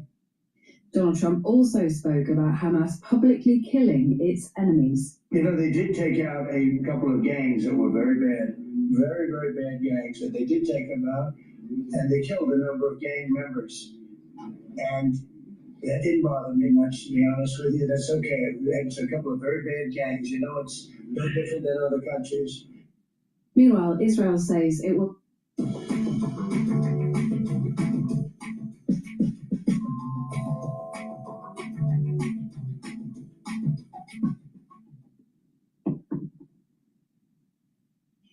All right, team, listen up. There's a national blood shortage. Big Ten schools, how do we get students, fans, alumni to donate? Hit me. Meanwhile, Israel says it will now only allow half of the agreed number of aid trucks into Gaza. Well, political analyst Cottrell joins us now from Jerusalem. Good morning. Good morning. We heard there from President Donald Trump. I mean, lots of people have been quite concerned about the ability to disarm Hamas. Where do things stand now this morning in terms of getting Hamas to put down its weapons and essentially fulfill the terms of this agreement? Well, look, there's kind of two or three different pieces here. One is, does Hamas get to remain the government of Gaza? Now, Hamas is saying it has no intention of doing that. It's willing to step down and hand over to someone, as long as it's the right someone. And so a lot of the debate in the next coming weeks to months on this phase two will be who that someone is and how that all works.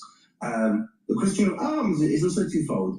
One is, Israel doesn't want Hamas to be a threat to it, but it also says if Hamas remains the biggest military force, the biggest armed force in Gaza, it doesn't really matter who says they're the government. The guys with the guns will still be in charge. So the question of is how do you disarm Hamas in a way that also gets them out of government? Now, Hamas has kind of indicated it's willing to do a certain amount of disarmament, basically give up heavier weapons, but they're not going to put down their guns. And I think, how do you nuance that? Would Trump consider it disarmament if they gave up big rockets but kept their guns? I guess we'll see in the coming months. I mean, how seriously should people take that warning there from Donald Trump, who was essentially threatening violence against Hamas if they don't do what he's asking them to do? I don't think I was taking it very seriously, honestly. Trump has continually threatened since the day he became president that he's going to personally get involved in Gaza in the sense of sending troops, but even he'll draft, he'll say he won't send troops. So he's really just threatening that the war will return. I think that in principle could happen if the deal broke down. I don't think we expect any American action against Hamas. And in terms of how Israel is looking at this, I mean, we've heard that Israel is restricting aid. We referenced what happened in terms of the IDF and the shooting yesterday. Is there a sense that from the Israeli side that there is almost a sort of hesitation in fulfilling the commitments here too? Could this go backwards quickly? Anything possible. I would say things seem to be back on track overnight. Israel was talking about holding up some of the new aid and reopening of the Rafah crossing because Hamas only gave 4 bodies of hostages when it was supposed to give a rather larger number. Since that time, last night at 10 p.m., Hamas gave another 4 bodies, some of which have already been identified. And supposedly today there's going to be another 4 or 5 transferred. That's enough for Israel to say, to be briefing this morning, that these threats of reducing the aid and closing the border, this is not going to happen, and we're back on track on that. And that's the latest that I'm hearing. When it comes to the shootings, I think one thing that we're going to see throughout the ceasefire is that there are still a lot of Israeli troops in Gaza beyond the agreed yellow line. And there are going to be times when they feel threatened and they see groups of men moving towards them and think they might be armed. I think this is a ceasefire in which there's going to be no shooting. It's going to be a ceasefire that looks a bit more like Lebanon, where there's almost actually an Israeli attack in Lebanon now every day against the Hezbollah position. But it doesn't escalate further because Hezbollah is essentially deterred from doing so. So I think that is what the ceasefire is likely to look like in the coming weeks and months. Unfortunately, it's not a ceasefire in which there's going to be no shooting, but there's not going to be kind of ground operations or intense military operations, rather kind of small actions that Israel frames as defensive. And in terms of the political agreement, the new body, if you like, there's been a talk of Tony Blair being on that body. Where are we now in terms of the agreement of the membership and what that body will do? Really nowhere at all. It's all up in the air. Actually, the Palestinian Authority quite likes Tony Blair, it seems, but Hamas don't want him. and the question of whether they get the veto, how countries have different views on this. We don't know which countries are going to be involved. Obviously, the Americans are, and some of the Arab nations. We don't know which Palestinians will be. Everything is up in the air. That's a long way away. I think we're going to have a longish period of months in which Hamas remains the government of Gaza, which Israel remains inside the Gaza border. Aid comes in, and then we pressure on, how we get to a period of a new government for Gaza and reconstruction. Finally, we have all been watching the scenes of the hostages, the living hostages being reunited with family members. We are now starting to hear about some of the living conditions that they faced during their time with Hamas. What for you kind of stands out so far when you listen to some of those stories of people who have been returned? Well, it's very interesting. Almost all of the hostages talk about how they were heartened by hearing the protests inside Israel, the rallies for them, and internationally. And as someone who attended some of those rallies, there was something to that, feeling like you were actually reaching them on the ground in Gaza. It wasn't just a kind of domestic political thing or just to make myself feel better. It had a real impact. It's clear that some of them were kept in really appalling conditions, essentially in solitary confinement for 2 years. A lot of them, it seems, were fed up in the last, not fed up, but fed in the last week or two to try and make them more presentable after having previously been skeletal. But that carries helpless, which is one of the reasons they're in hospital now.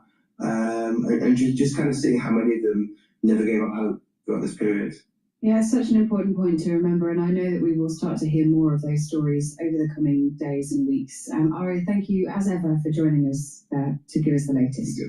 That's Ari Kovler. All right, we're going to go to CNN. Supposedly there was a body that was returned to Israel that is not a hostage. So maybe there was a mistake or it was done on purpose. I'm not sure. So we're going to go to CNN. But before we do that, please go to my store. Get the nattokinase. This is fibrinolytic.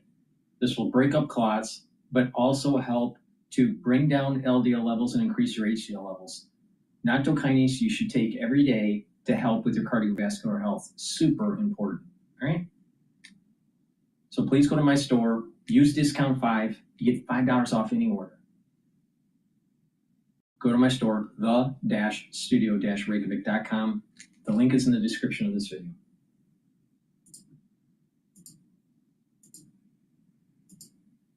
Israel over the delayed return of the remains of hostages still being held by Hamas, an issue which could threaten the fragile ceasefire just days after it began.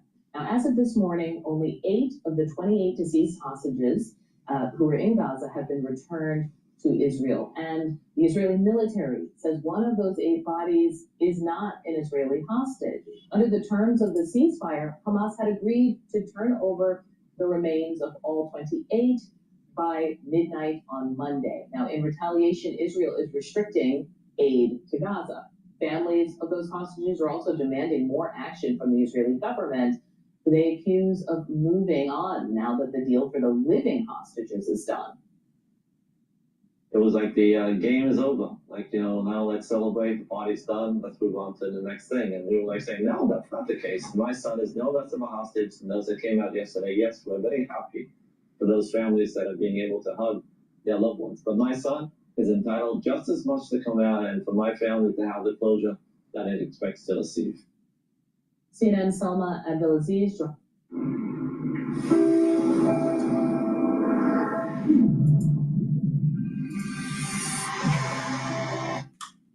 CNN Salma Abdelaziz joins me now. And Salma, there's always been a question about whether or not Hamas would be able to track down the remains of all of these hostages. Can you talk about what the concerns are now?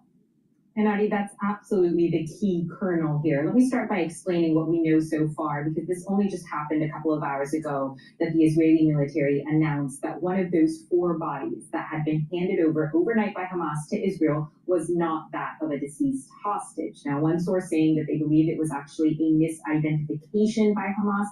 not an intentional mistake. A second source saying that they do believe that that body is that of a Palestinian individual. Now, we did have a similar case to this in February of 2025, February of this year. Shira Bibas, a mother of two who had been kidnapped on October 7th, the body initially handed over as hers turned out to be the body of a Palestinian woman. A day later, her body was handed over by Hamas. So there is precedent here and hope that this can be resolved. But still, this means that so far, only 7 out of those 28 deceased hostages have been returned home. And as you mentioned, it was in the agreement that Hamas would hand over all those bodies by 72 hours, by that Monday deadline. But for months now, Prime Minister Netanyahu's own intelligence assessments have indicated that Hamas may not be able to retrieve and identify all of those 28 deceased hostages on the ground. Some may simply be held by other factions. Some may have been lost to this war. Some have been, one of the 28 is actually a lieutenant who was killed over a decade ago. So you can begin to understand the complexities. Still, there is a lot of frustration and anger on the ground, of course, particularly among Israeli families that have been seeking that closure. And their anger is not just directed at Hamas, it is also directed at Israeli politicians, some who took off their pins, indicating that the hostages are all home, something which is simply not the case. And in Gaza, the consequences are already raining down. Today, the United Nations saying that Israel, in response, has cut aid in half today. Only 300 aid trucks will be allowed into the enclave. It was 600 previously. I have been saying that this was going to be a false peace and that this was going to rear its head when the shofar is not blown next year on September 11th. Why? Because that's Rosh Hashanah on the Sabbath. And there's a prohibition to blow the shofar on Rosh Hashanah if it coincides with the Sabbath. And every single time that happens throughout Jewish history, there's a curse in the community, the Jewish or the Jewish people, and or the whole world. And I have a big feeling here that this false peace is going to rear itself up in the year that starts on September 11th, 2026, all the way to October of 2027. Why? Because that's the Jewish calendar. Everything's based on the Jewish calendar, not the regular calendar. All right? And why is that also important? Because in September and October, those are the apexes of the strength of Esau's soul root. And Esau is the one that has to die. And there's this battle that's taking place that we call the international affairs between Jacob and Esau. Now, it's a foregone conclusion that Esau is going to die. How long it takes, no one really knows. But it's a foregone conclusion that Esau is going to die, not Jacob. All right? Now, doesn't this look like there's a false peace? It was kind of rushed. Now, what's the probability that I'm right and that there's not going to be a ceasefire and a peace, a lasting peace, versus some sort of long-lasting peace? The probability is extremely high that what I am saying is true. 80 or 90% chance of that happening. Just look at it. You can see that it's starting to collapse.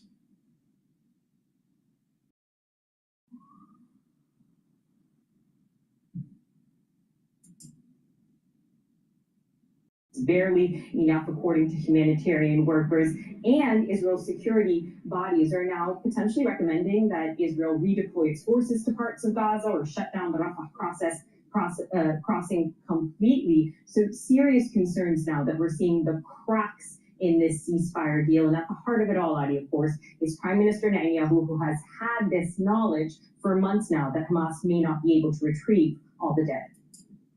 Now demonize Netanyahu. Netanyahu isn't a great guy, so you don't need to try to demonize him. He gives you enough ammunition for that. But the thing is that, of course, CNN trying to demonize Netanyahu. Why? Because CNN is promoting an ultra-liberal agenda, and there's an awful lot of secular Jews out there that hate Netanyahu. That's the reason why she just said that. But the thing is that people need to understand. Let's say in the United States, do you think it is your right? It's your right that you deserve the country? You have a right to the land of the United States? I'm not talking about right relative to a legal term. I'm talking about just like a metaphysical right. You really have that right to the land?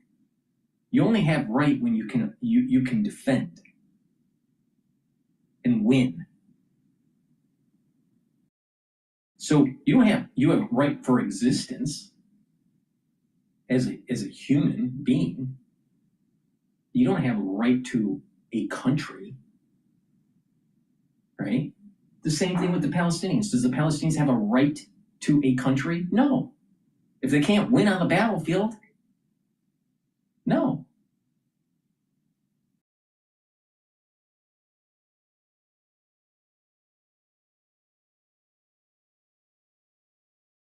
If the United States can't defend its land, should we go to the victor and say, it's our right to have the land back? No. Because in this case, might makes right. Does Israel deserve the land of Israel? Of the land of that section of the Middle East? Of that territory? No. But if they defend it, they deserve it. See, this is the thing that people don't get. If you win a war, you get the spoils. All right? It's that simple. Mankind has always been like that. Going all the way back to Cain and Abel. So why do we assume that people have a right to a land? You have to defend it. You have to win on the battlefield, and then it's your ownership.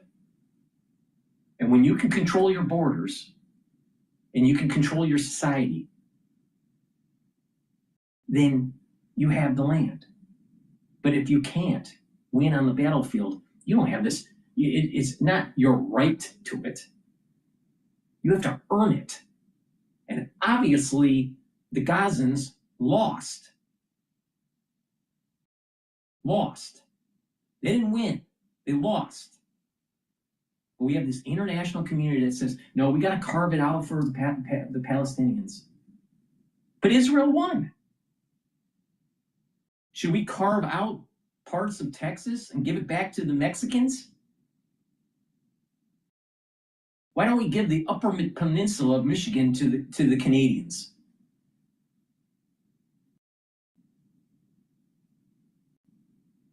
If you win on the battlefield, it's real simple.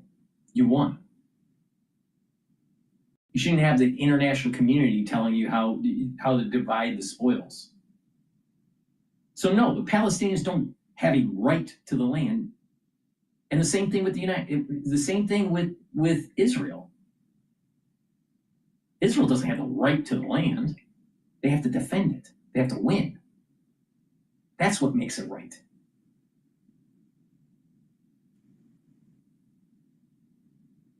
This Westphalian United Nations horseshit will always keep that region in an unstable state. Because how did we reach stability with our borders in the United States? We won on the battlefield, and we defended what was conquered.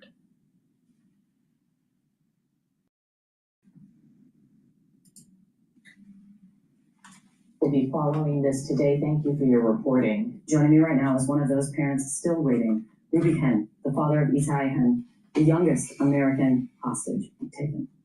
Ruby, it's good to see you again. This all must be such a mix of relief for the other families, but also deep disappointment for your family. What are you hearing this morning?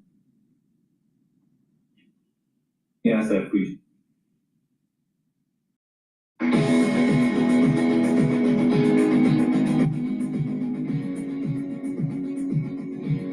For your customers, a contact is not enough to feel connected. At Avaya, our mission is to help you turn single engagements into meaningful journeys, instantly and ongoing, gaining trust, loyalty, and momentum along the way. It's time to redefine your contact center as your connection center, strengthening customer relationships that build business value. Finally, there's a platform that makes every connection possible. Connecting your channels and your data. Connecting your applications using AI. Anyone and everyone with just a click or two. Orchestrate customer experiences through Avaya Infinity to be in rhythm with your customers, to create harmony among your employees, to guide the journey they all want to take instantly and automatically.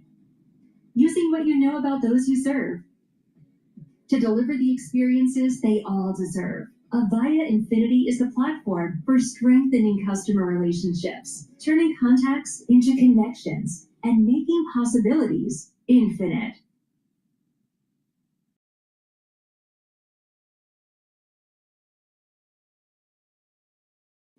We met in high school. Our daughter is 10 weeks old, very fresh. We had this big plan to purchase a new home. We had our money set aside in a savings account. It wasn't doing anything for us. I don't even remember what our interest was. Do you? It's like 21%. That's when we found Wealthfront. With our cash account, with all the interest that we earned, it made us feel like we got a huge piece of this kitchen for free. The high APY with Wealthfront was a clear winner. Yes, if we just go to the fact, it's been 96 hours, when it was supposed to come out 48 hostages, and 96 hours have passed by, and we only have 27 of those hostages out. I don't think that was the intention of the agreement that was put in place, and definitely not for the United States, that out of those 48, there were 2 U.S. citizens that are Black American. The fact that one of the bodies returned has now been identified overnight by the IDF to not match any of the remaining hostages.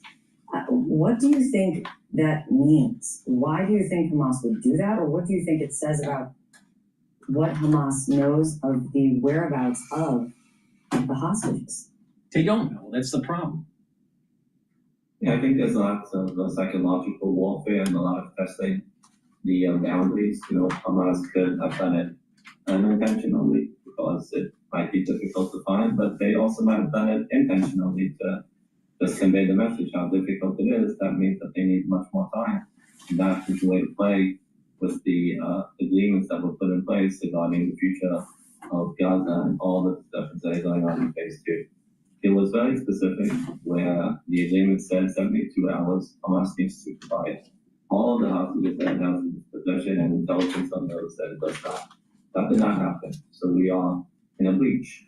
We share our concerns to the U.S. as well as the Israeli government that the sanctions or the lack of a deadline of providing the hostages was not in place. And, it was based on good faith and the desire of the parties to move forward. People don't get it. They don't understand. All they gotta do is just read their Bible.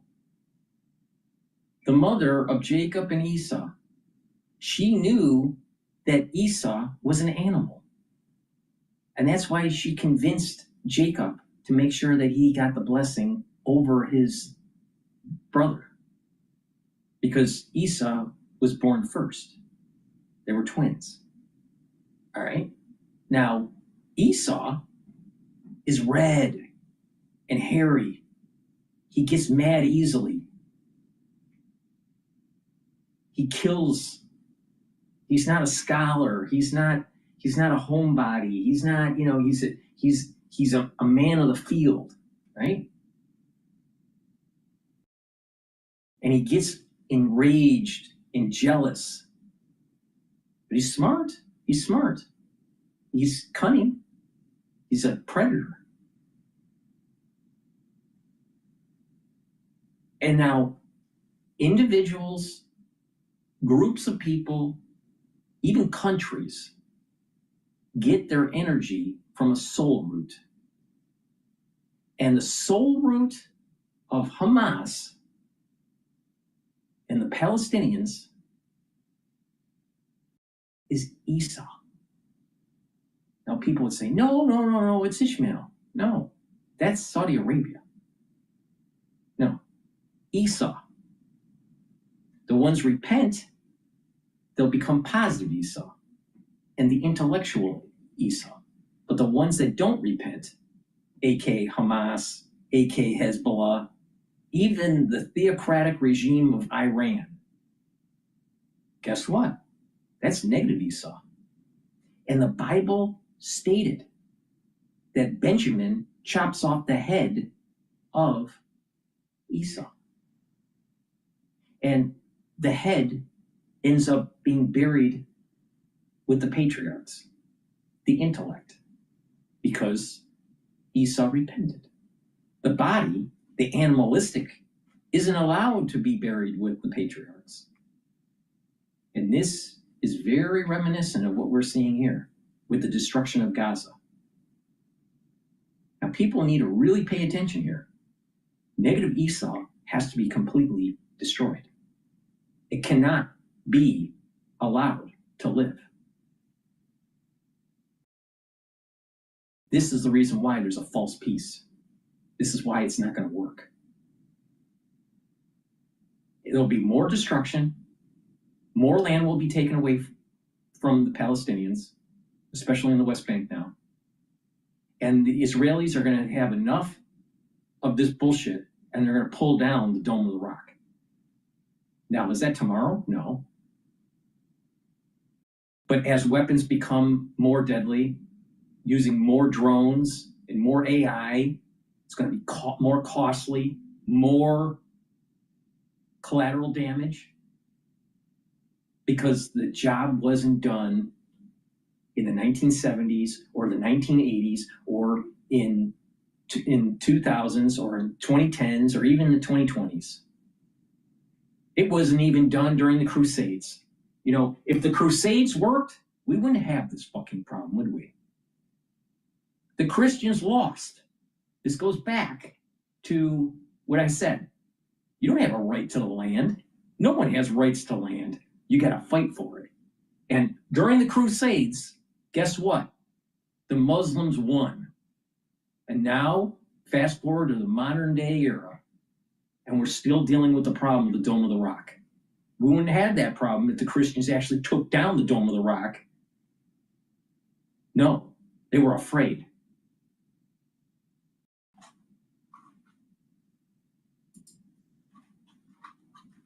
A different situation. We are very concerned that this window of opportunity of getting hostages out might close. And again, there are 2 U.S. citizens that are not accounted for. And I think the U.S., specifically the president, Mr. Witkoff, need to figure out how do we make sure that we continue getting those hostages out, including the 2 U.S. citizens.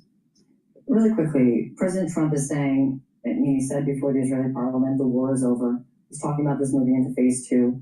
On Monday, the Speaker of the Israeli Parliament took off his yellow ribbon pin, kind of following the return of the last living hostage as kind of a symbol of this is over. Do you think that they are now looking past your son? Well, I hope. Break free from the challenges of management complexity and storage silos and embrace a revolutionary storage experience that propels you. Well, I hope not. It's a narrative that, of course, we are concerned about. But my son is no less of a hostage than the other 27 that came out over the last couple of days. And he is a U.S. citizen, and I hope being a U.S. citizen, that matters. I hope other U.S. citizens listening to me now and might be traveling. Well, the thing here is that, if I was president, if Dr. Paul Cottrell was president of the United States, and this happened in 2023, and we had American hostages, even if they were Israeli, if we had American hostages, I would say you have 10 fucking days to give them back, or we're going to destroy everything in our path. Totally obliviate obliterate the Gazans. 10 days. Yeah, 10 days. And then the next day I get on CNN, 9 days, 8 days, 7 days, you know, and you do a countdown and you destroy, because the only way to fight fire is with fire. But what we had was a weakling as a president, AKA Biden. And who knows if he was even cognitively functioning when this happened. Probably wasn't. So who was in charge? No one really knows. No one really knows. But we had American citizens that were killed and held in captivity for 2 years because of lack of leadership. And the only thing that the Arabs understand is force, is strength. Why? Because that's how you deal with someone that is red and hairy. All right? Force. Why did we not do what I just said? Because we were afraid.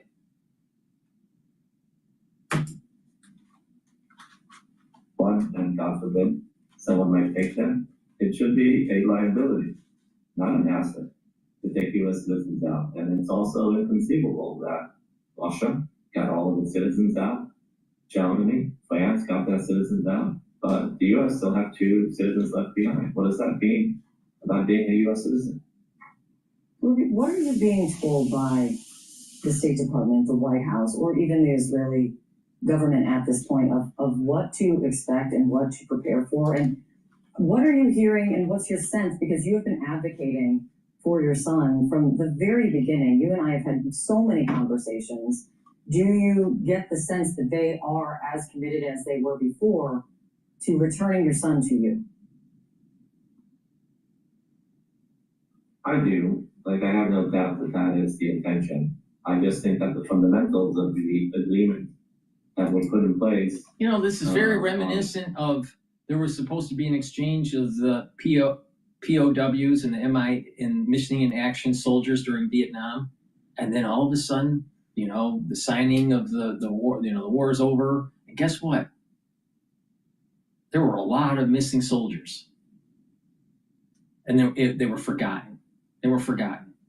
Now, hopefully that doesn't happen with this case, but there is precedence. Look at the Vietnam era. Look at what happened. There were a lot of soldiers that didn't come home.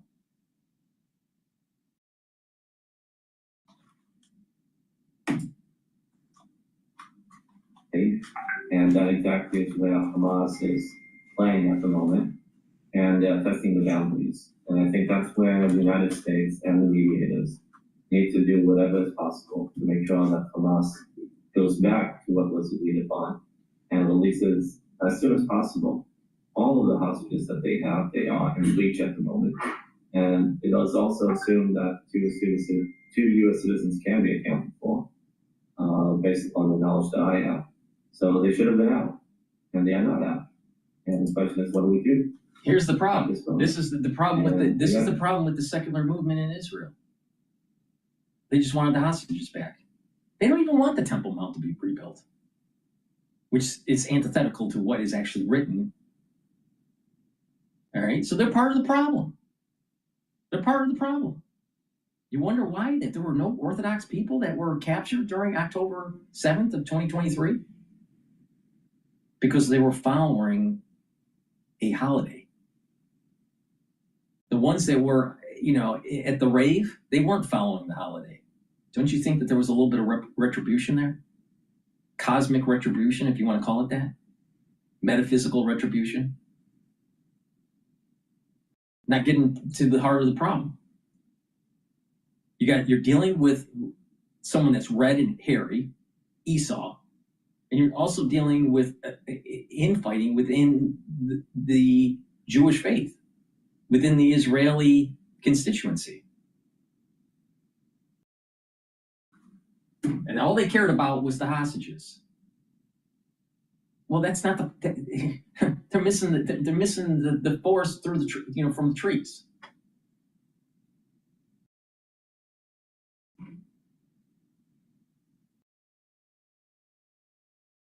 All right. All right. I want to go to Bloomberg. They're talking. It looks like they're talking about Bassett and the tariff. But before I do, please go to my store, the-studio-reykjavik.com. Get the vitamin D3. This is really important, especially for the fall and the winter. Vitamin D3 is a gene expression cofactor. So it's going to help with proper cellular processes. D3 also helps to get cells to go into apoptosis if they're infected. Super important for the fall and the winter. D3 also helps to absorb calcium. And D3 can help with the cardiovascular health and your bone density, especially for bone density if you do resistance training. So please go to my store and get the vitamin D3.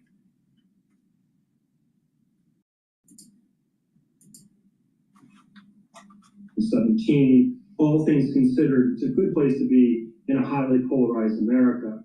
But when you look at specifically the issues or the policies, that support falls off considerably. When you look across the signature initiatives by the administration, he doesn't garner a majority support in any of them. Not even immigration. When you go specifically at immigration, we talk about deportation, it falls to around 40%.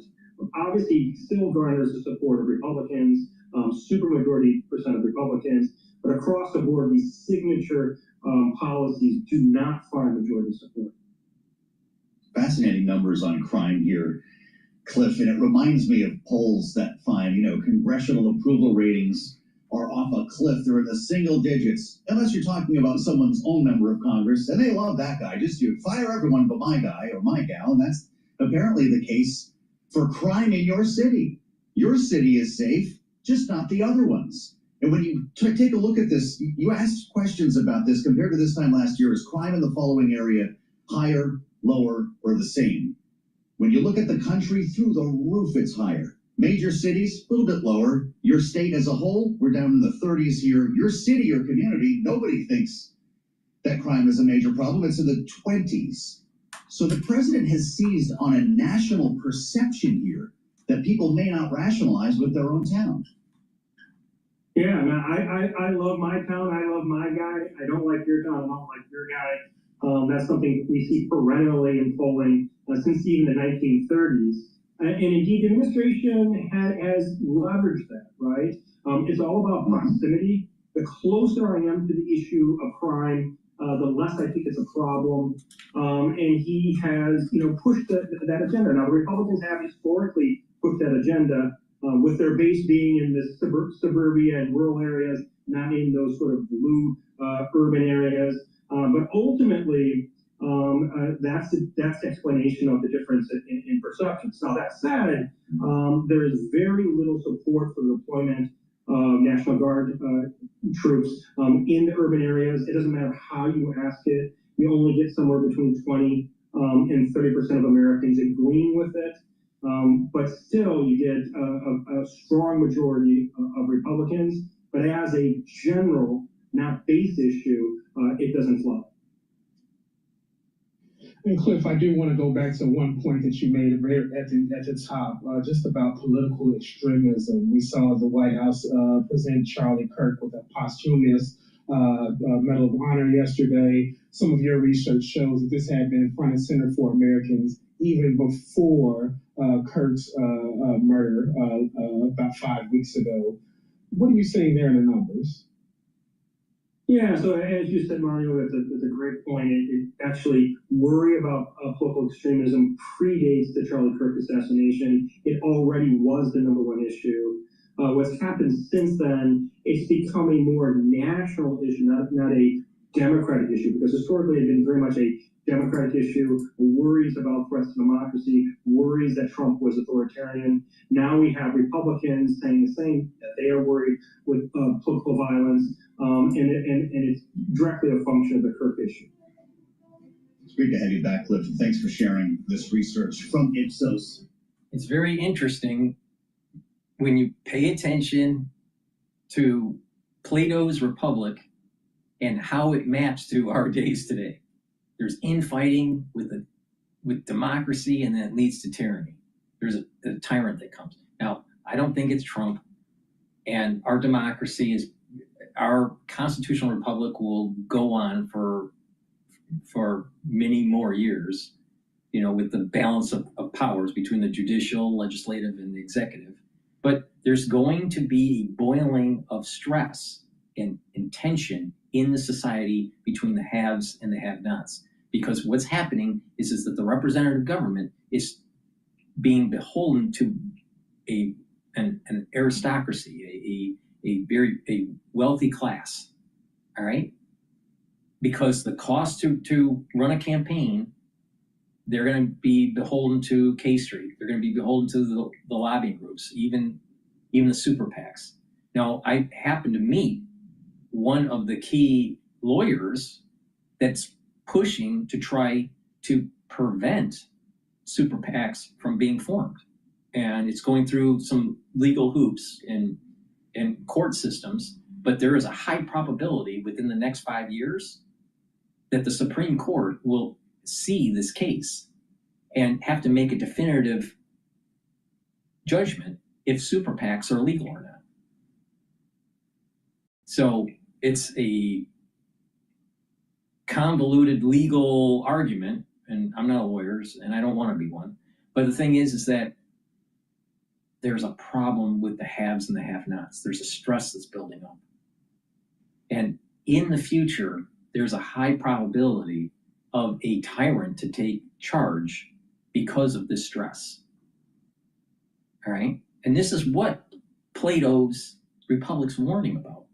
This is what Socrates is saying in Plato's Republic about these levels of a society where you have the aristocracy, you have timocracy, you have the oligarchs, you have democracy, and then you have tyranny.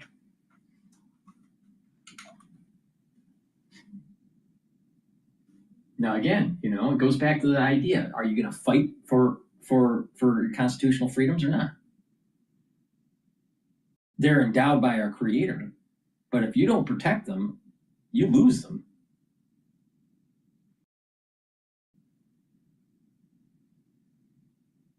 All right. With that, let's take a look at what else is being played in the news.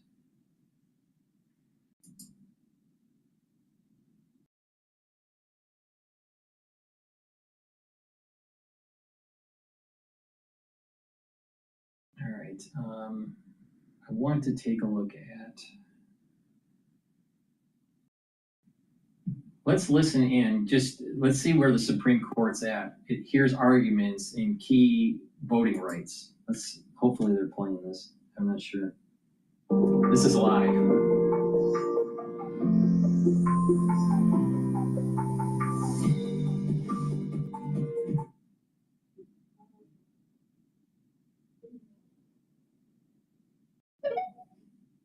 Nah. All right, all right. It doesn't look like the Supreme Court's talking. I thought they were talking. I thought they were talking here.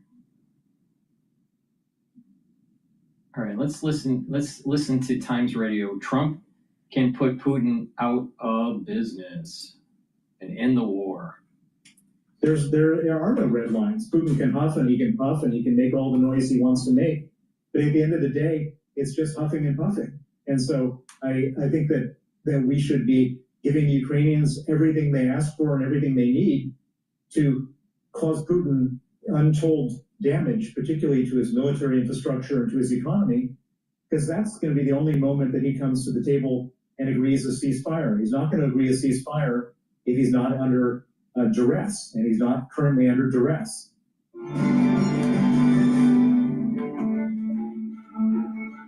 Hi, I'm Fergus McPhee, and welcome to the Trump Report on Times Radio. You can watch us every day, Monday through Friday, on our YouTube channel, and you can also listen and follow the show wherever you get your podcasts. Joining me today on the show is Sir Bill Browder. Bill, we always appreciate your time. Thank you for coming on the Trump Report. Thanks for having me. So let's start then today, Bill, with fresh from celebrating the brokering of his 20-point Gaza peace plan between Israel and Hamas. Donald Trump suggested that he might be willing to now send Tomahawk missiles to Ukraine in what he described would be a new step of aggression in the war. What is your reaction to that possible news? Well, on the surface, it looks like a great announcement. Ukraine needs all the help they can get. They need to strike targets, military targets, and economic targets inside of Russia. The Tomahawk missile is a very effective tool for doing that. The one reservation I have, which is also intimated in some of these announcements, is that Trump would, or the United States would ask for restrictions on targets that could be hit.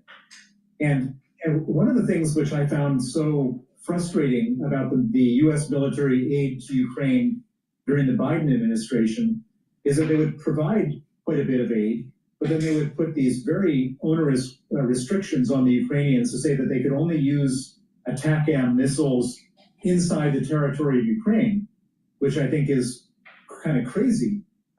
If you have a foreign invader invading your territory and you can only hit them when they're in your territory, that kind of defeats the purpose. And in a certain way, Trump's initial foray into Ukraine, which was to withdraw military aid, gave the Ukrainians absolute freedom of movement to do what they wanted to do.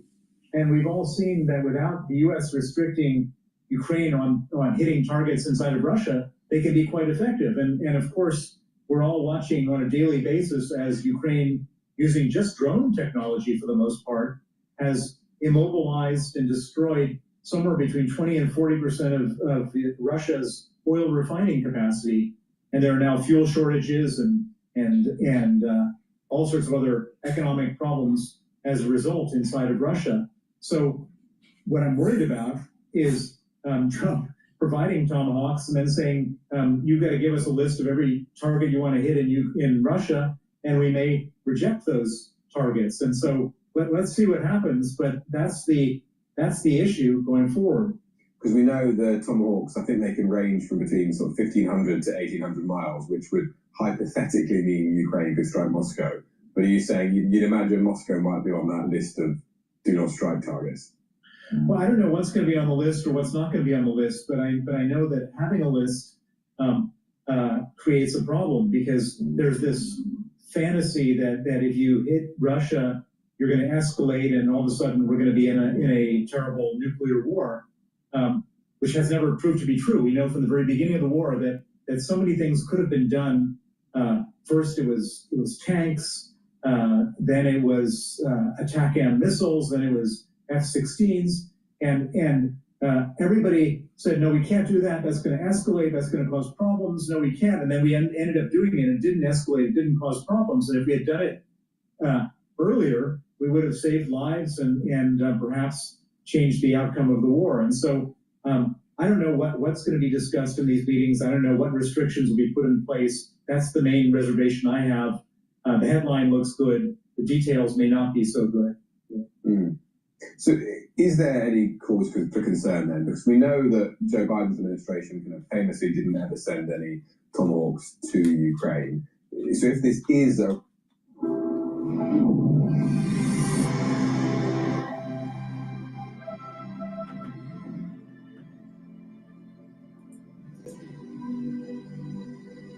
Ukraine, so if this is a red line for Moscow, what does that realistically mean for the war and the world? There's no such thing as a red line for Moscow. Moscow doesn't have the capacity to create red lines. Their big trump card is nuclear retaliation. But the reason why... Breaking news, Bassett says action will total $40 billion to help Argentina. Last week it was late last week it was $20 billion, so it's even worse now. Argentina bonds jump on reports of larger U.S. aid.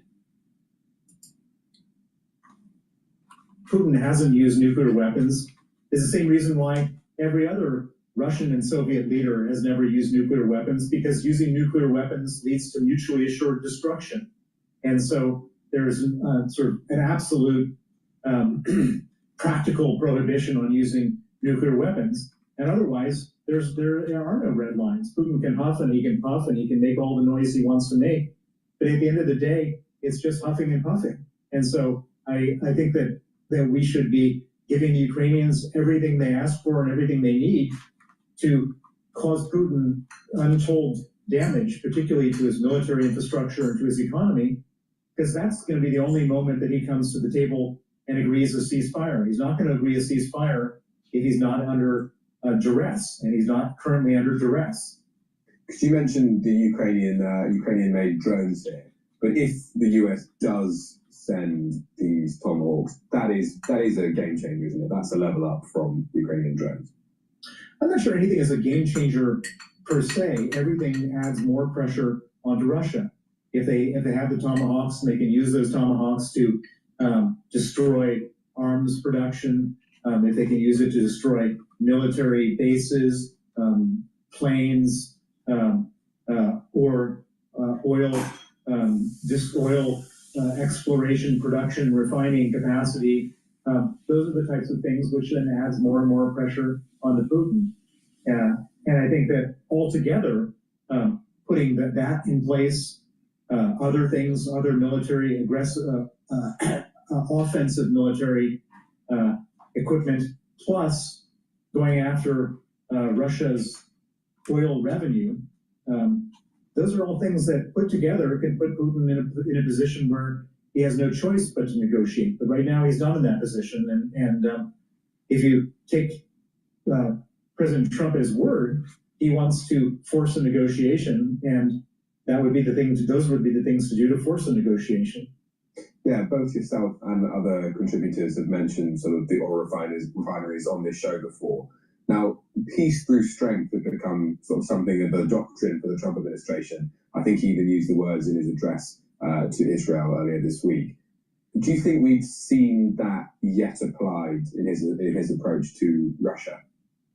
I think we've seen just the opposite. So Trump has come in. What has he done practically? He practically has withdrawn financial military aid for Ukraine. There have been no more military aid packages proposed by the Trump administration or approved by Congress since he's been president. There's still some remaining U.S. military aid that was approved by Biden and approved by Congress that's coming into Ukraine, but that's going to run out. He has not imposed crippling sanctions of any sort on Russia. In fact, I'm not aware of any particular sanctions he's imposed at all. And so those are the two things that would be considered strength. Neither of them have been done. Now, I would be the biggest supporter of any actions he takes which deals with both those two issues, and hopefully he will. Trump is expected to meet with President Zelensky at the White House on Friday, as we just mentioned. We've seen the kind of relationship between those two, at least publicly, change since that infamous Oval Office meeting in February. What will you be looking out for and hoping to hear on Friday from that meeting? Well, I mean, first of all, the fact that the meeting is happening, I think, is an encouraging sign. It wasn't scheduled a week ago. Yeah, I think this will be the third time they've met since January, which is it's definitely an increase. So having the meeting is good. Trump is on a high right now. He's actually, he's a big braggart. He brags about things that he has nothing to do with, but his success in Israel is absolutely his success, and I think that he actually discovered the joy of heroism. It was heroic what he did with his whole conflict in Israel, and I think that he probably all of the endorphins are shooting off in his body, and he's feeling the glory of doing something heroic. And I think that he's probably on a heroism high, and he probably wants to repeat the feeling with Ukraine. And so the fact that he hastily organized this meeting, I think, is a good sign.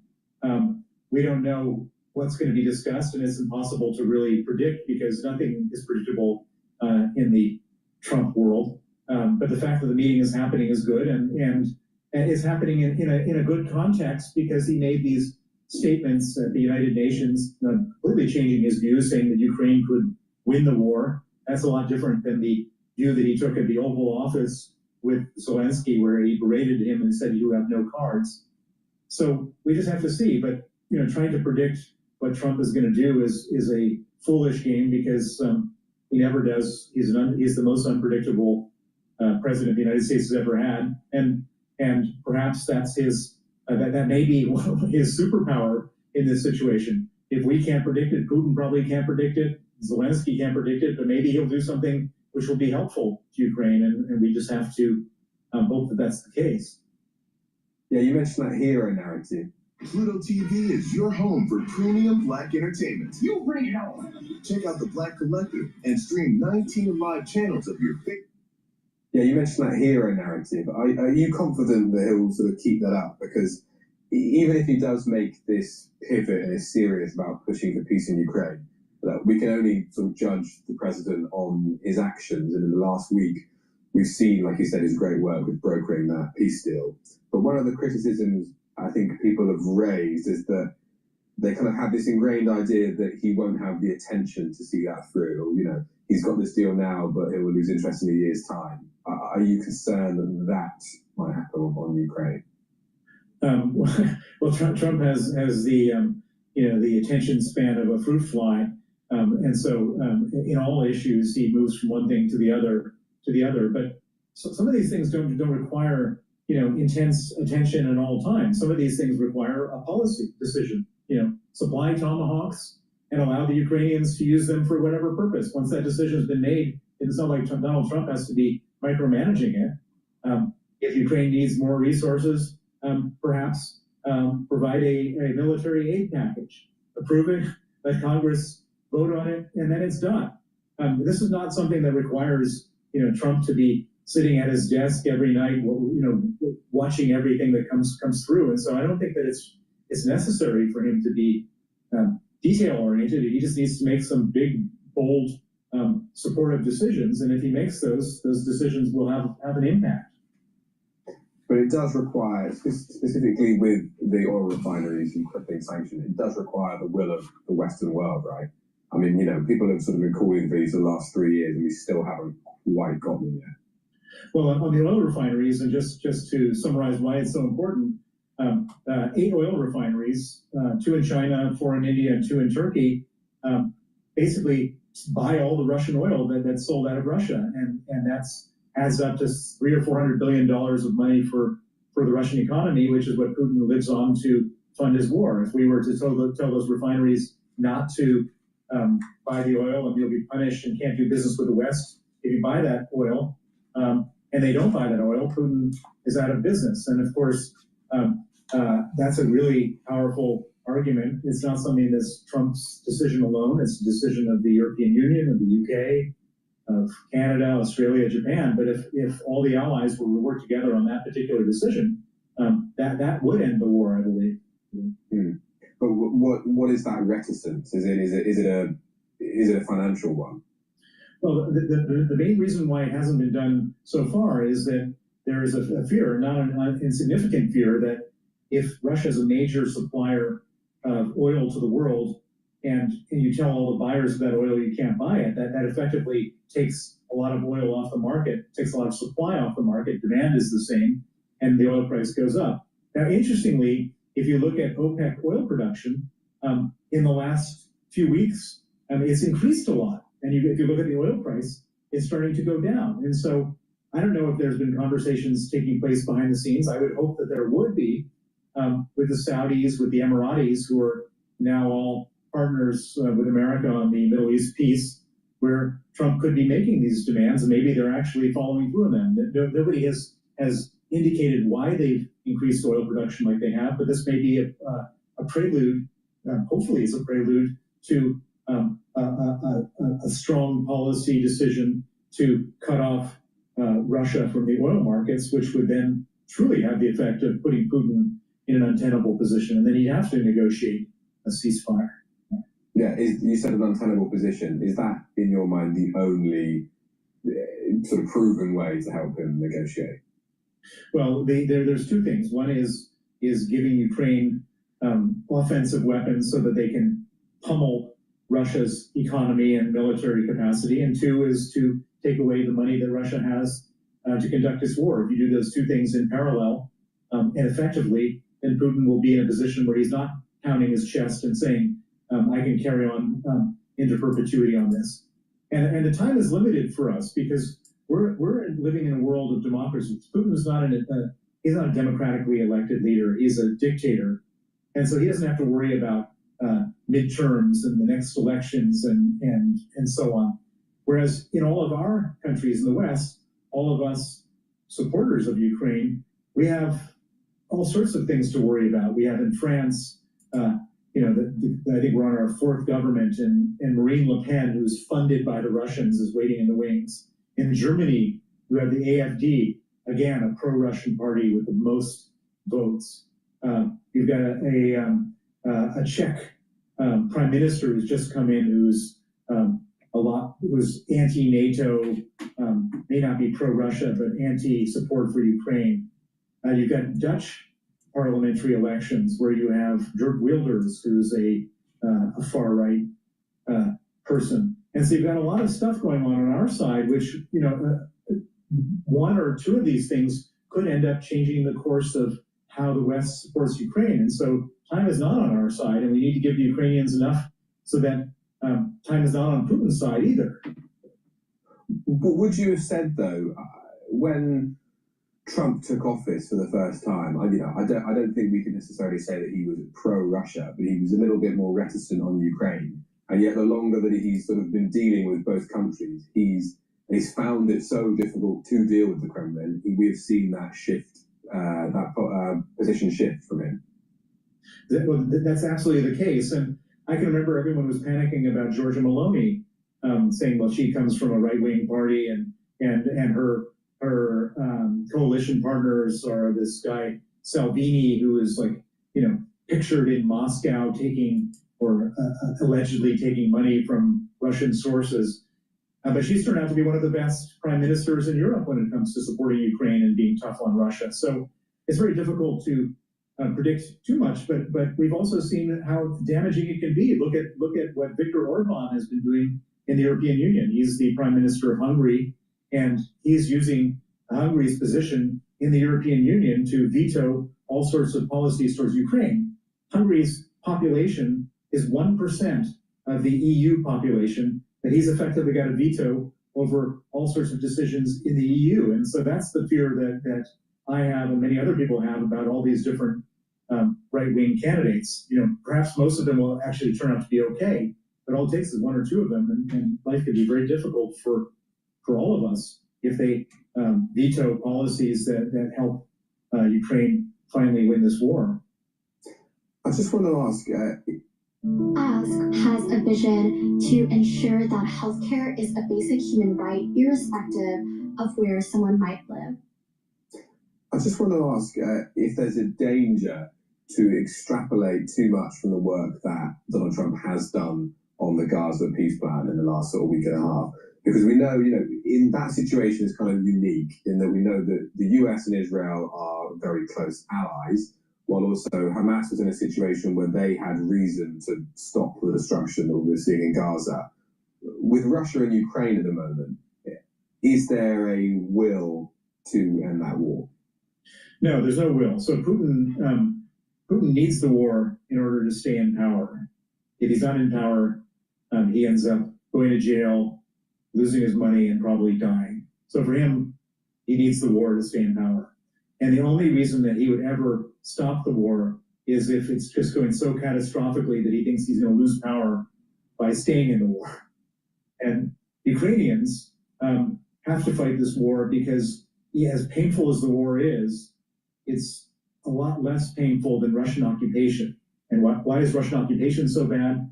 All we need to do is look at the images from Bucha.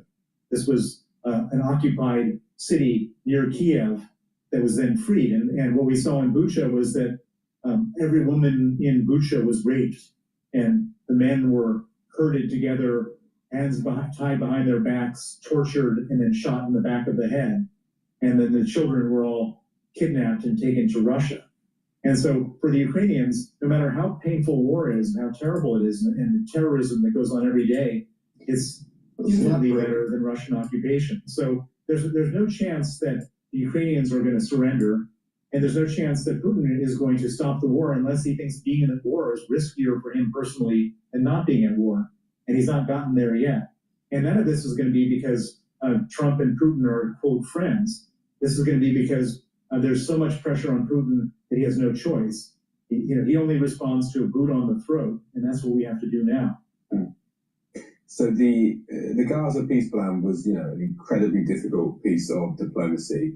If we'll go back to the start of the conversation, if Trump is serious now about Ukraine, I mean, is this even more complicated? Well, I think it's actually not that complicated. It's all about offensive weapons for Ukraine and punishing sanctions for Putin. It's just a question of, and by the way, and a lot of allies, with the whole Middle East story, it was probably much more complicated because there were so many different cross currents of argument. I think in the Russia-Ukraine thing, it's black and white. There's an aggressor and there's a victim. There was a brief period of time when Trump first came to power where he didn't recognize Ukraine's victimhood. He seems to now. Everybody else does. And so I think this is actually a simpler conflict to resolve in the sense that once we make our decision about how do we put pressure on Putin, we can just follow through on that. And then I think eventually he'll crack. So Bill Browder, thank you very much for joining us on the Trump Report. Thank you. Please go to my store, the-studio-reykjavik.com, and get this multivitamin. This multivitamin has the multivitamins for proper enzymatic activity.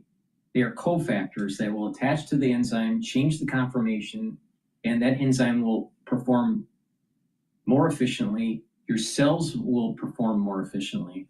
And it's the foundation for my anti-aging protocol. It's easy to digest. Get this complete multivitamin and stack it with the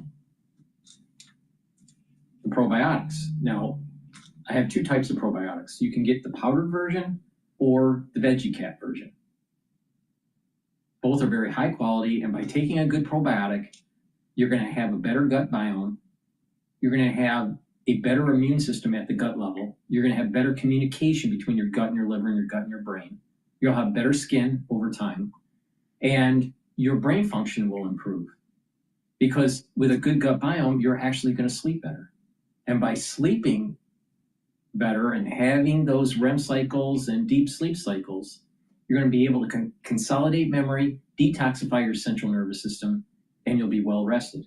In addition, you'll be able to absorb your nutrients better. So please go to my store, the-studio-reykjavik.com, and get the very high quality probiotics, either in the VeggieCat form or in the powdered form. I prefer taking the powdered version because I mix it with my soft food for lunch, and I take a lot of different powders like the collagen and the gladiator barley and the boomer boost and the lignans. So it's just easier for me. So please go to my store, the-studio-reykjavik.com, and take the probiotics. Take it with the complete multivitamin, which is very easy to digest. And by doing that, you are building that foundation to slow down the aging process. Good health starts at the gut. So please go to my store, the-studio-reykjavik.com. I want to play a short clip here. It's only 5 minutes long, by Bloomberg talking about U.S. tariff rates rise to highest since 1930s. It's not broken yet, but it's under strain. It's under strain because of tariffs. It's under strain because of geopolitical tensions. It's under strain because of the trade war. And we can see this in the threats flying back between President Trump and China right now over everything from shipping to rare earths to cooking oil. We have prosperity, Professor, and we see it, folks, in the Morgan Stanley earnings coming out here. It's all the beat, all the same thing of our financial system doing well. Morgan Stanley up over 3% here on the news. Maurice Amsfeld, there just seems to be two Americas, one affected by goods and trade and worry and angst, and another a financial boom like Morgan Stanley. Can we exist like this? Well, the U.S. economy has become increasingly financialized over the decades. And, at some level, the U.S. is the world's banker at this point. And interestingly, finance hasn't seen the kind of backlash that we've seen against trade. Trade is blamed for deficits with other countries. It's blamed for the decline of manufacturing. We don't see people wanting to curb financial transactions. Quite the contrary, we're seeing deregulation, stable coins, and the like. So there really is a divorce between those two sectors. And the question I have is, can that go on forever? Yeah. Or will the trade tensions eventually feed into the financial sphere? I think they will. And Professor, that's kind of where we are right now. The folks that are supporting tariffs, they say, we are not seeing the economy slow down. We recently had a very strong third quarter GDP print. We are not seeing a material increase in inflation data, although we are now lacking data because of the shutdown. So again, the supporters of tariffs are saying, we're just not seeing those economic headwinds coming from tariffs. So my question to you is it just a matter of time, or are corporations adapting? Oh, I think it's a matter of time. There is some adaptation, of course, as corporations look for cheaper suppliers. But just sort of look at what we've seen. We have not seen any material fall in the dollar prices that foreign countries charge for us. We've seen some limited increase in consumer prices of imported goods and close substitutes for those imported goods, but not enough to offset the tariff. But we've also seen substantial revenue coming into the Treasury from tariffs, which is being paid by our importers. So how do you square that circle? You square it with a hit to profitability, and with the observation that firms have been swallowing these tariffs to some extent while they wait for tariff policy to stabilize and figure out what it's going to be going forward. Now that we kind of know where we are with tariffs to some extent, I think firms are going to be adjusting by passing those cost increases on. Professor Amsfeld, synthesize here, say, the work of Douglas Irwin at Dartmouth with down the hall from you at Berkeley, Barry Eichengreen, and this whole trade upset and the risk to the dollar. This goes back to Amsfeld, Rogoff, and frankly back to Mundell. I'm assuming you don't have a fear of the gloom crew on the dollar. Is that correct? Gloom crew. I'm worried long term about the status of the dollar. I think there are very strong forces keeping the dollar in the prime position it's in global markets as the world's currency. But foreign countries are increasingly worried about the kind of coercive, punitive actions that this administration has been taken to enforce its will globally, not just in the trade sphere, but looking at issues like internal politics. We see this across the board for positive and negative. The Treasury right now is bailing out Argentina for largely political reasons. So I think the bottom line is that foreign countries no longer trust the U.S. as a responsible steward of the global economy. They're going to seek to decouple and insure themselves against policy volatility emanating from right here. Okay. I'm gonna play a CNN clip about Putin. Yeah, they're talking to a former NATO official. Please go to my store, the-studio-reykjavik.com, and get the collagen. This collagen is very high quality. This is dual purpose. You take it every day. This is a month's supply. This will help with your skin, your nails, your hair, your musculature, your joint health, cartilage, Also, bone density. Do some resistance training, take the collagen. This is very high quality. Please go to my store and get this. And you can also stack it with, or take it separately, the heirloom barley. Heirloom barley is a very high nutrient, micronutrient barley that you can't get at a regular store, right? This is special stuff. This is a month's supply. It's a powder. You mix it with soft foods, filtered water, a smoothie, or even with milk. I mix it with hummus, but you can mix it with yogurt or maybe applesauce. But take it every day. And what this will do is bring down inflammation, detoxify your body, and soak up free radicals through superoxide dismutase. That means you're slowing down the aging process, all right? By bringing down inflammation and detoxifying and soaking up free radicals daily, what that's going to do is improve your immune system, your endocrine system, your brain function. By bringing down inflammation at the cerebral level, you're maintaining your neural health. You're maintaining the health of the neuron and the myelin sheath. And when you do that, your neural network will be protected. Also, by bringing down inflammation at the vascular level, you're reducing plaque formation. So you're helping with cardiovascular health.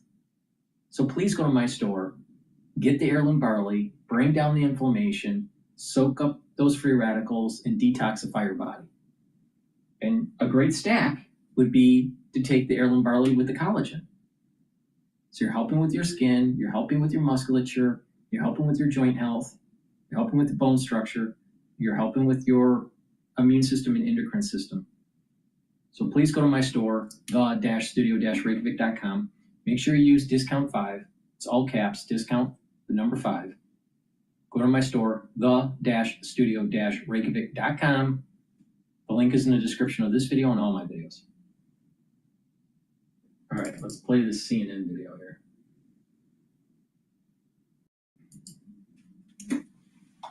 Pressure needed to get Russia to the negotiating table.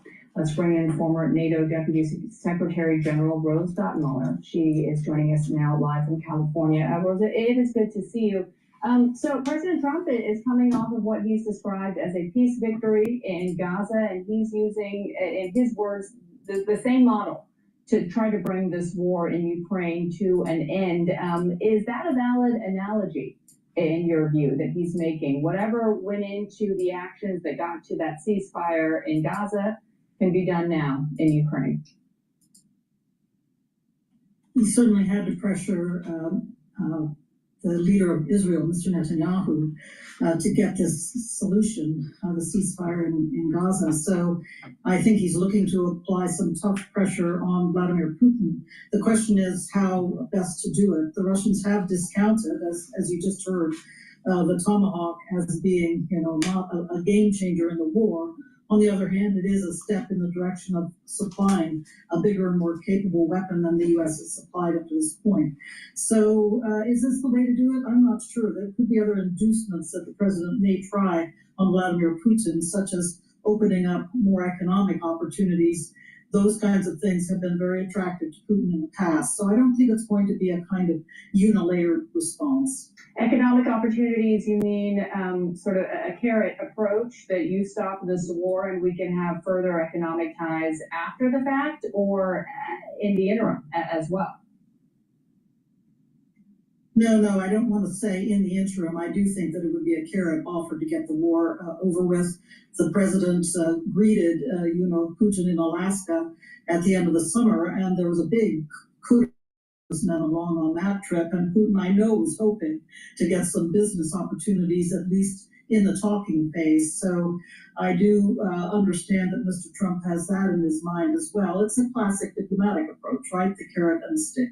Right, but I'm just wondering, because I picked up on that as well. President Trump has consistently talked about the great business and economic opportunities that await the U.S. and Russia once this war ends, and also continues to talk about the fate and the attrition of soldiers in this war, and Russians as well. Every week he throws out a number. These are 2 points that we don't hear from Vladimir Putin. And I'm just wondering if the president's focus is a bit miscalculated. We know that Russia's economy is facing some hardships, but they can withstand another few years, at least, given where they are now on a wartime footing. He seems to be just fine having Russia isolated where it is, but still remaining close with other BRIC countries in particular. And, the troop attrition, again, seems to be a bigger concern for Trump than Vladimir Putin.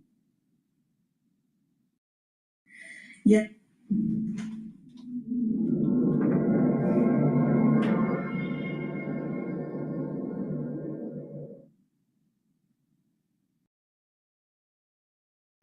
Yes, and that's very odd because I think Vladimir Putin at this moment is playing a dangerous game. You may remember that back in 2022, there was consideration of another big mobilization in Russia, and tens of thousands of Russian men fled the country. And so Putin has been very, very hesitant to try another mobilization. But now they are changing the law, apparently, that limits the use of 2 million reservists. And they've got that before the Russian parliament, which is a rubber stamp. So it looks to me like Putin is considering doing a hidden mobilization, calling it a simple change in the reserve law. And in that case, I think he's showing some vulnerability because that was politically the bridge too far for him back in 2022. Yeah, we'll see if a play on words will allow this to pass with the Russian people. Remember, for so long, he called this a special military operation before actually identifying it for what it was. End of war. You rightly mentioned that the pressure as of late that President Trump has put on Prime Minister Netanyahu to get to this deal, but one has to note that he essentially allowed the Prime Minister in Israel to continue not only aggressively on the ground in Gaza, despite the concerns and really the isolation of Israel from a number of other countries, but also taking on Iran as well to get to this point. I'm wondering, we've seen pressure that President Trump, especially early in this administration, the first few weeks, put on President Zelensky.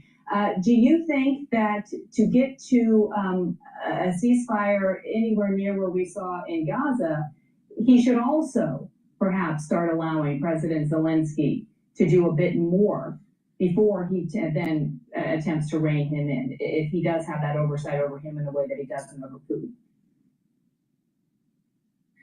I really wanted to point to the effectiveness. All the attention is on the Tomahawks at the moment, but Zelensky himself has talked about the effectiveness of 2 new Ukrainian missiles, 2 new drones that the Ukrainians have been launching against Russian energy facilities. Their gasoline and petroleum producing infrastructure is quite damaged by a series of Ukrainian drone attacks, and now they put their new missiles to use there too. By some accounts, gasoline production is down 20% in Russia, and the Russians have had to import from Belarus in order to be able to supply their drivers with gasoline. So obviously, the Ukrainians have been very good with their own indigenous missiles at causing damage on the Russian side as well. And I can see the president definitely encouraging that kind of activity on the Ukrainian side when he sees Mr. Zelensky on Friday. Yeah, he does seem to be impressed by military wins. He said as much with regards to some of the strikes that Ukraine has successfully launched deep within Russia, the same in Gaza as well. I'm not in Gaza, in Israel, in terms of their strikes on Iran. As far as this meeting on Friday with President Zelensky and President Trump, what will you be looking at in terms of any tangible deals made coming out of it? Earlier in the segment, we talked about rare earth minerals perhaps being a deal that we see between President Trump and President Milei in Argentina. There was a rare earth deal in Ukraine. We haven't talked about much at all as of late. But what will tell you that perhaps we've seen a shift in some strategy from President Trump with regards to this war? Again, all eyes have been on the Tomahawks, but I actually think one of the more important discussions that's going on is the use of these so-called frozen Russian assets for the Ukrainian war effort and for eventually for reconstruction. And I know the Prime Minister of Ukraine is evidently in Washington now with a delegation to talk about this and other topics to prepare the way for the meeting on Friday. And I believe that if we see some U.S. movement, the U.S. has been quite resistant on using such frozen Russian assets. And so if there is some movement on that, I would say that that too will be a very significant change and pressure on Russia as well. Right, and we have seen President Trump shift some of his views and even allow U.S. weapons to be delivered to Ukraine after the sale of those weapons to NATO countries, and then they would supply them to the Ukrainians. We've also seen in the past that following meetings with President Zelensky, we see either a phone call or another meeting perhaps with President Putin. Do you expect to see that happen this time as well? I don't expect it immediately, really. I know yesterday the president turned to Steve Witkoff and said, Steve, next we work on Russia. So I would expect the special envoy, Steve Witkoff, to be sent off perhaps to talk to the Russians again. And indeed, Dmitry Peskov, the Kremlin spokesman today, welcomed working again with Mr. Witkoff, said how they found him an effective negotiator. So they were turning a bit of a charm offensive also in the direction of Washington. So I would expect that we'll see some more shuttle diplomacy from Steve Witkoff, and that there won't be a lot of interaction immediately between Putin and Trump. But I am hopeful that we'll see a much more positive meeting on Friday at the White House with Mr. Zelensky than we saw last February when there was that disastrous meeting. I do think those two men now have a much better way of working together, a modus vivendi, and so I expect the meeting will be businesslike and I hope productive. Yeah, we all do as well. Their relationship has improved significantly since that nadir moment there in February in the Oval Office. Roosevelt Mueller, thank you so much for joining us. Really appreciate it. All right, we're going to go to Bloomberg. But before we do, please go to my store, the-studio-reykjavik.com, and get the turmeric. The turmeric will bring down inflammation and soak up free radicals. That will help with your immune system and your brain function and vascular system.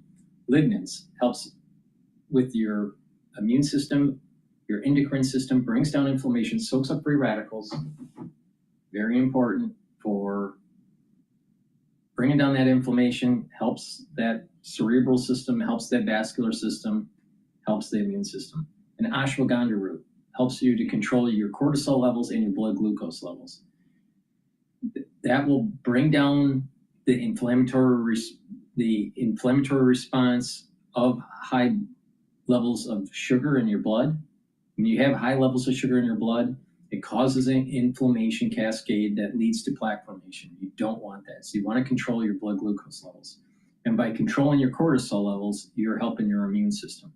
Because when you have elevated cortisol levels chronically, it's actually immunosuppressive. So you want to stop that. You want to get rid of that cortisol. And if you have elevated cortisol levels, it can do damage to your tissues. So you want to control that. Really important to take the ashwagandha root. Now, if you stack this together, especially during the fall and winter season, you're going to be boosting up your immune system and bringing down inflammation. All right? But if you take this every day, you're actually slowing down the aging process.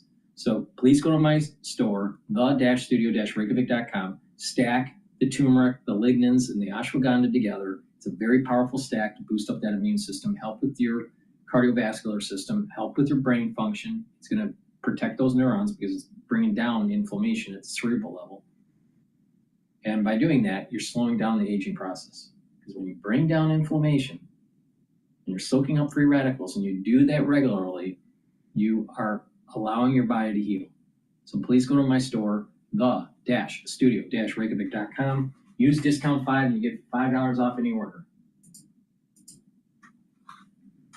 All right, many thanks, Charlie Pell. I think we need Scott Besson to start talking again. Interesting how stories evolve through the day, because the headline in the first half of the session was Besson's soothing words on China lifts stocks, and I guess that only lasts so long with the S&P 500 turning negative before our eyes. Thanks for being with us here on the Wednesday edition of Balance of Power on Bloomberg TV and Radio. I'm Joe Matthew in Washington. Interesting conversation with Congressman Liccardo as we make our way through day 15 of the government shutdown. Roughly 1 hour from now, senators will vote again on the continuing resolution that continues to fail. We'll let you know what happens, or maybe we should just make a promise to let you know if anything changes, because this has become quite the spin cycle most recently here. The cycle at the Pentagon today is out the door. This is a fascinating story, and if you listen to this program, you heard this one coming after the Secretary of War, as President Trump likes to call him, Pete Hegseth, laid down a marker for the Pentagon press corps right up to and until signing off on a piece of paper mandating new regulations in the way the press cover the Pentagon here. It's not going over well with anyone, well, maybe except OAN. But let me speak about our own shop here. Bloomberg News, along with most every other national news shop, including Fox News, Newsmax, Washington Times, some of the conservative outlets, along with all the others, the three-letter networks, the Washington Post, New York Times, and so on, the 5 major TV networks say they will refuse to sign the new reporting limits set out by the defense secretary, and they've been given a couple of weeks to do so. We saw this coming in slow motion. A Bloomberg News statement reads, the Pentagon's new policy on press access restricts the sort of standard news gathering essential in any democracy. We will continue to uphold the values of an independent free press and rigorously report on the U.S. government, military, and matters of public interest. Following the Hegseth criteria endorsed by President Trump. So what's going on right now at the Pentagon? There's a bunch of journalists and their support crew dismantling computer systems, breaking down furniture, and getting out of the building. At some point, they'll have to turn in their credentials as well. Yeah. The process of covering the Pentagon is about to change dramatically. And I'll be very curious to see what happens to the leaks coming out of the Pentagon. With one news organization, this OAN, they're going to be the only ones in there acting almost like a state TV network. And this is where we start our conversation with our political panel. Bloomberg Politics contributors Jeannie Shanzano and Rick Davis are with us. Rick is our Republican strategist partner at Stone Court Capital, and Jeannie is our Democratic analyst, democracy visiting fellow at Harvard Kennedy School's Ash Center. What do you think about this, Jeannie? Not so much the protocol, but the response to see Fox News, the Washington Times, and other conservative outlets, with the exception of OAN, getting on the same page as CNN, MSNBC, and the others, yes, including Bloomberg, to push back on this Pentagon policy. Does that give you hope for the state of the national news media? Yeah, I think it's very heartening that they have joined together to say that this is absolutely unacceptable. Let's not forget, the Pentagon gets about $1 trillion of U.S. taxpayer money. It sends our young men and women into war. It's happening at a time we're shooting boats in Venezuela, killing people. The president, just hours after he says there's a chance we could have to go in and disarm Hamas, and Pete Hegseth flies off to Europe and says, oh, by the way, you can't enter the building until you agree to abide by these absolutely, insane, really is the way to put it, restrictions on press freedom. So I do think it is very, very, very heartening. I also think that Pete Hegseth doesn't understand a lot about reporting. Does anybody think reporters are just going to say, oh, okay, no more coverage of the Pentagon? I think we're going to see, Joe, and this is my guess, even better reporting. They're going to talk to their sources, and they're going to be harder on the Pentagon from the outside. So I think he's doing himself a disservice if he's trying to control the narrative. I do tend to agree with you on what could be enhanced reporting. We're going to end up seeing stories now we would not have seen otherwise because of this challenge by the Pentagon, and we should be more specific. This is a 21-page document that journalists were asked to sign last month.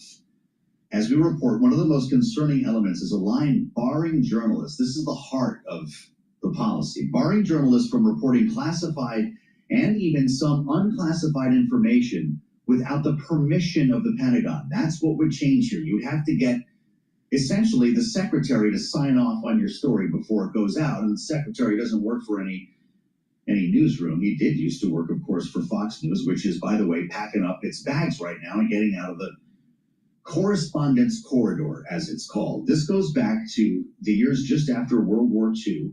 The then defense secretary in 1972, Secretary Melvin Laird, renamed the Pentagon hallway Correspondence Corridor, dedicated a memorial to reporters killed while covering U.S. foreign wars. If you walk down the corridor, in fact, they have a memorial set up there, invoking the likes of Walter Cronkite, Edward R. Murrow, Andy Rooney, and others.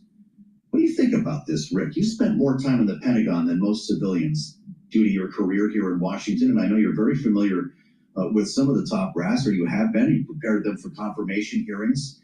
The press corps is a pretty important element of what happens in that building. What happens now?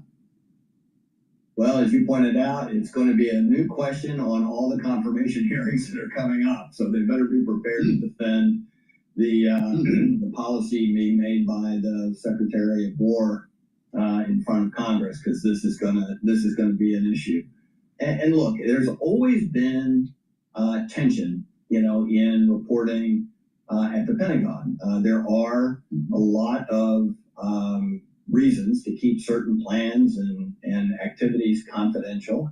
It's not an intelligence agency, so it doesn't have the protections that a lot of intelligence agencies have with the use of the press. And Jeannie's right. I mean, it's the largest single use of taxpayer dollars that the government has. And so how do you manage the push and the pull of the public disclosure of what goes on there with the need for some level of confidentiality on war plans, irrespective of who's tweeting them out on their Signal accounts. And so, long story short, it's an unenforceable policy. The reporters I've talked to, point out not only the point that you made, Joe, but also that there's a bar from even soliciting sensitive information and could get you thrown out of the Pentagon press corps. So, one, you don't know what's sensitive, and two, if you don't solicit, you don't get.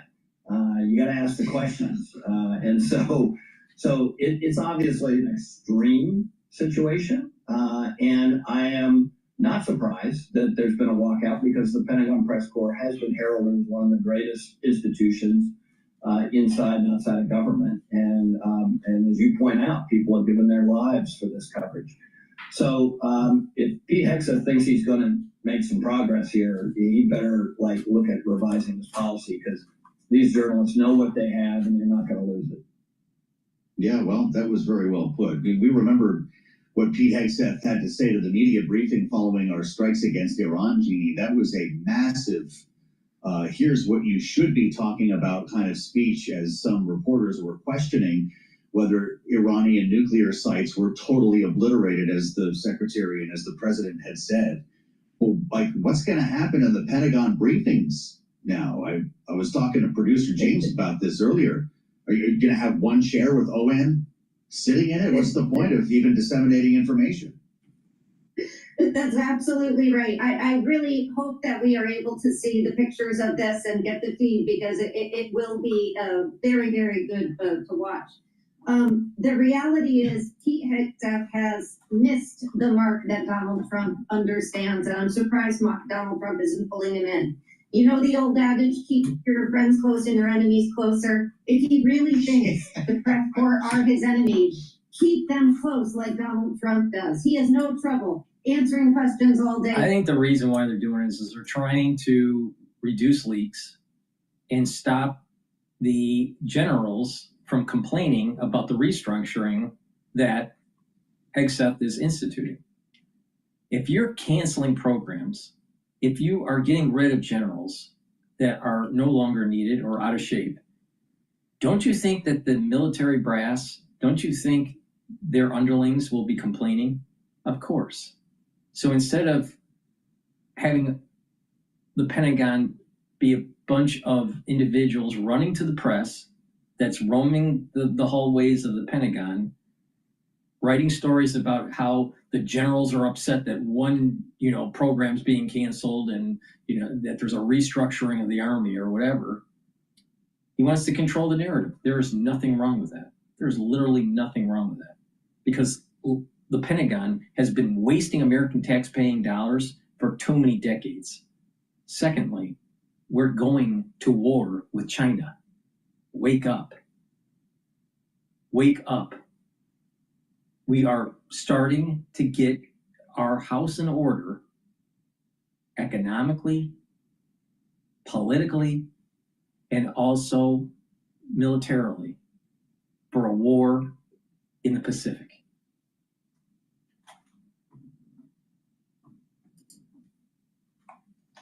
That they can't wander around the halls asking people questions, which is what they've been doing since there was a Pentagon.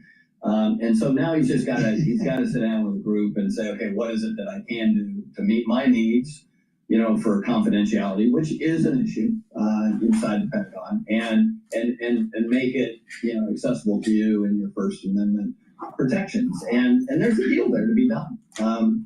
It is the deal administration. Go cut a deal.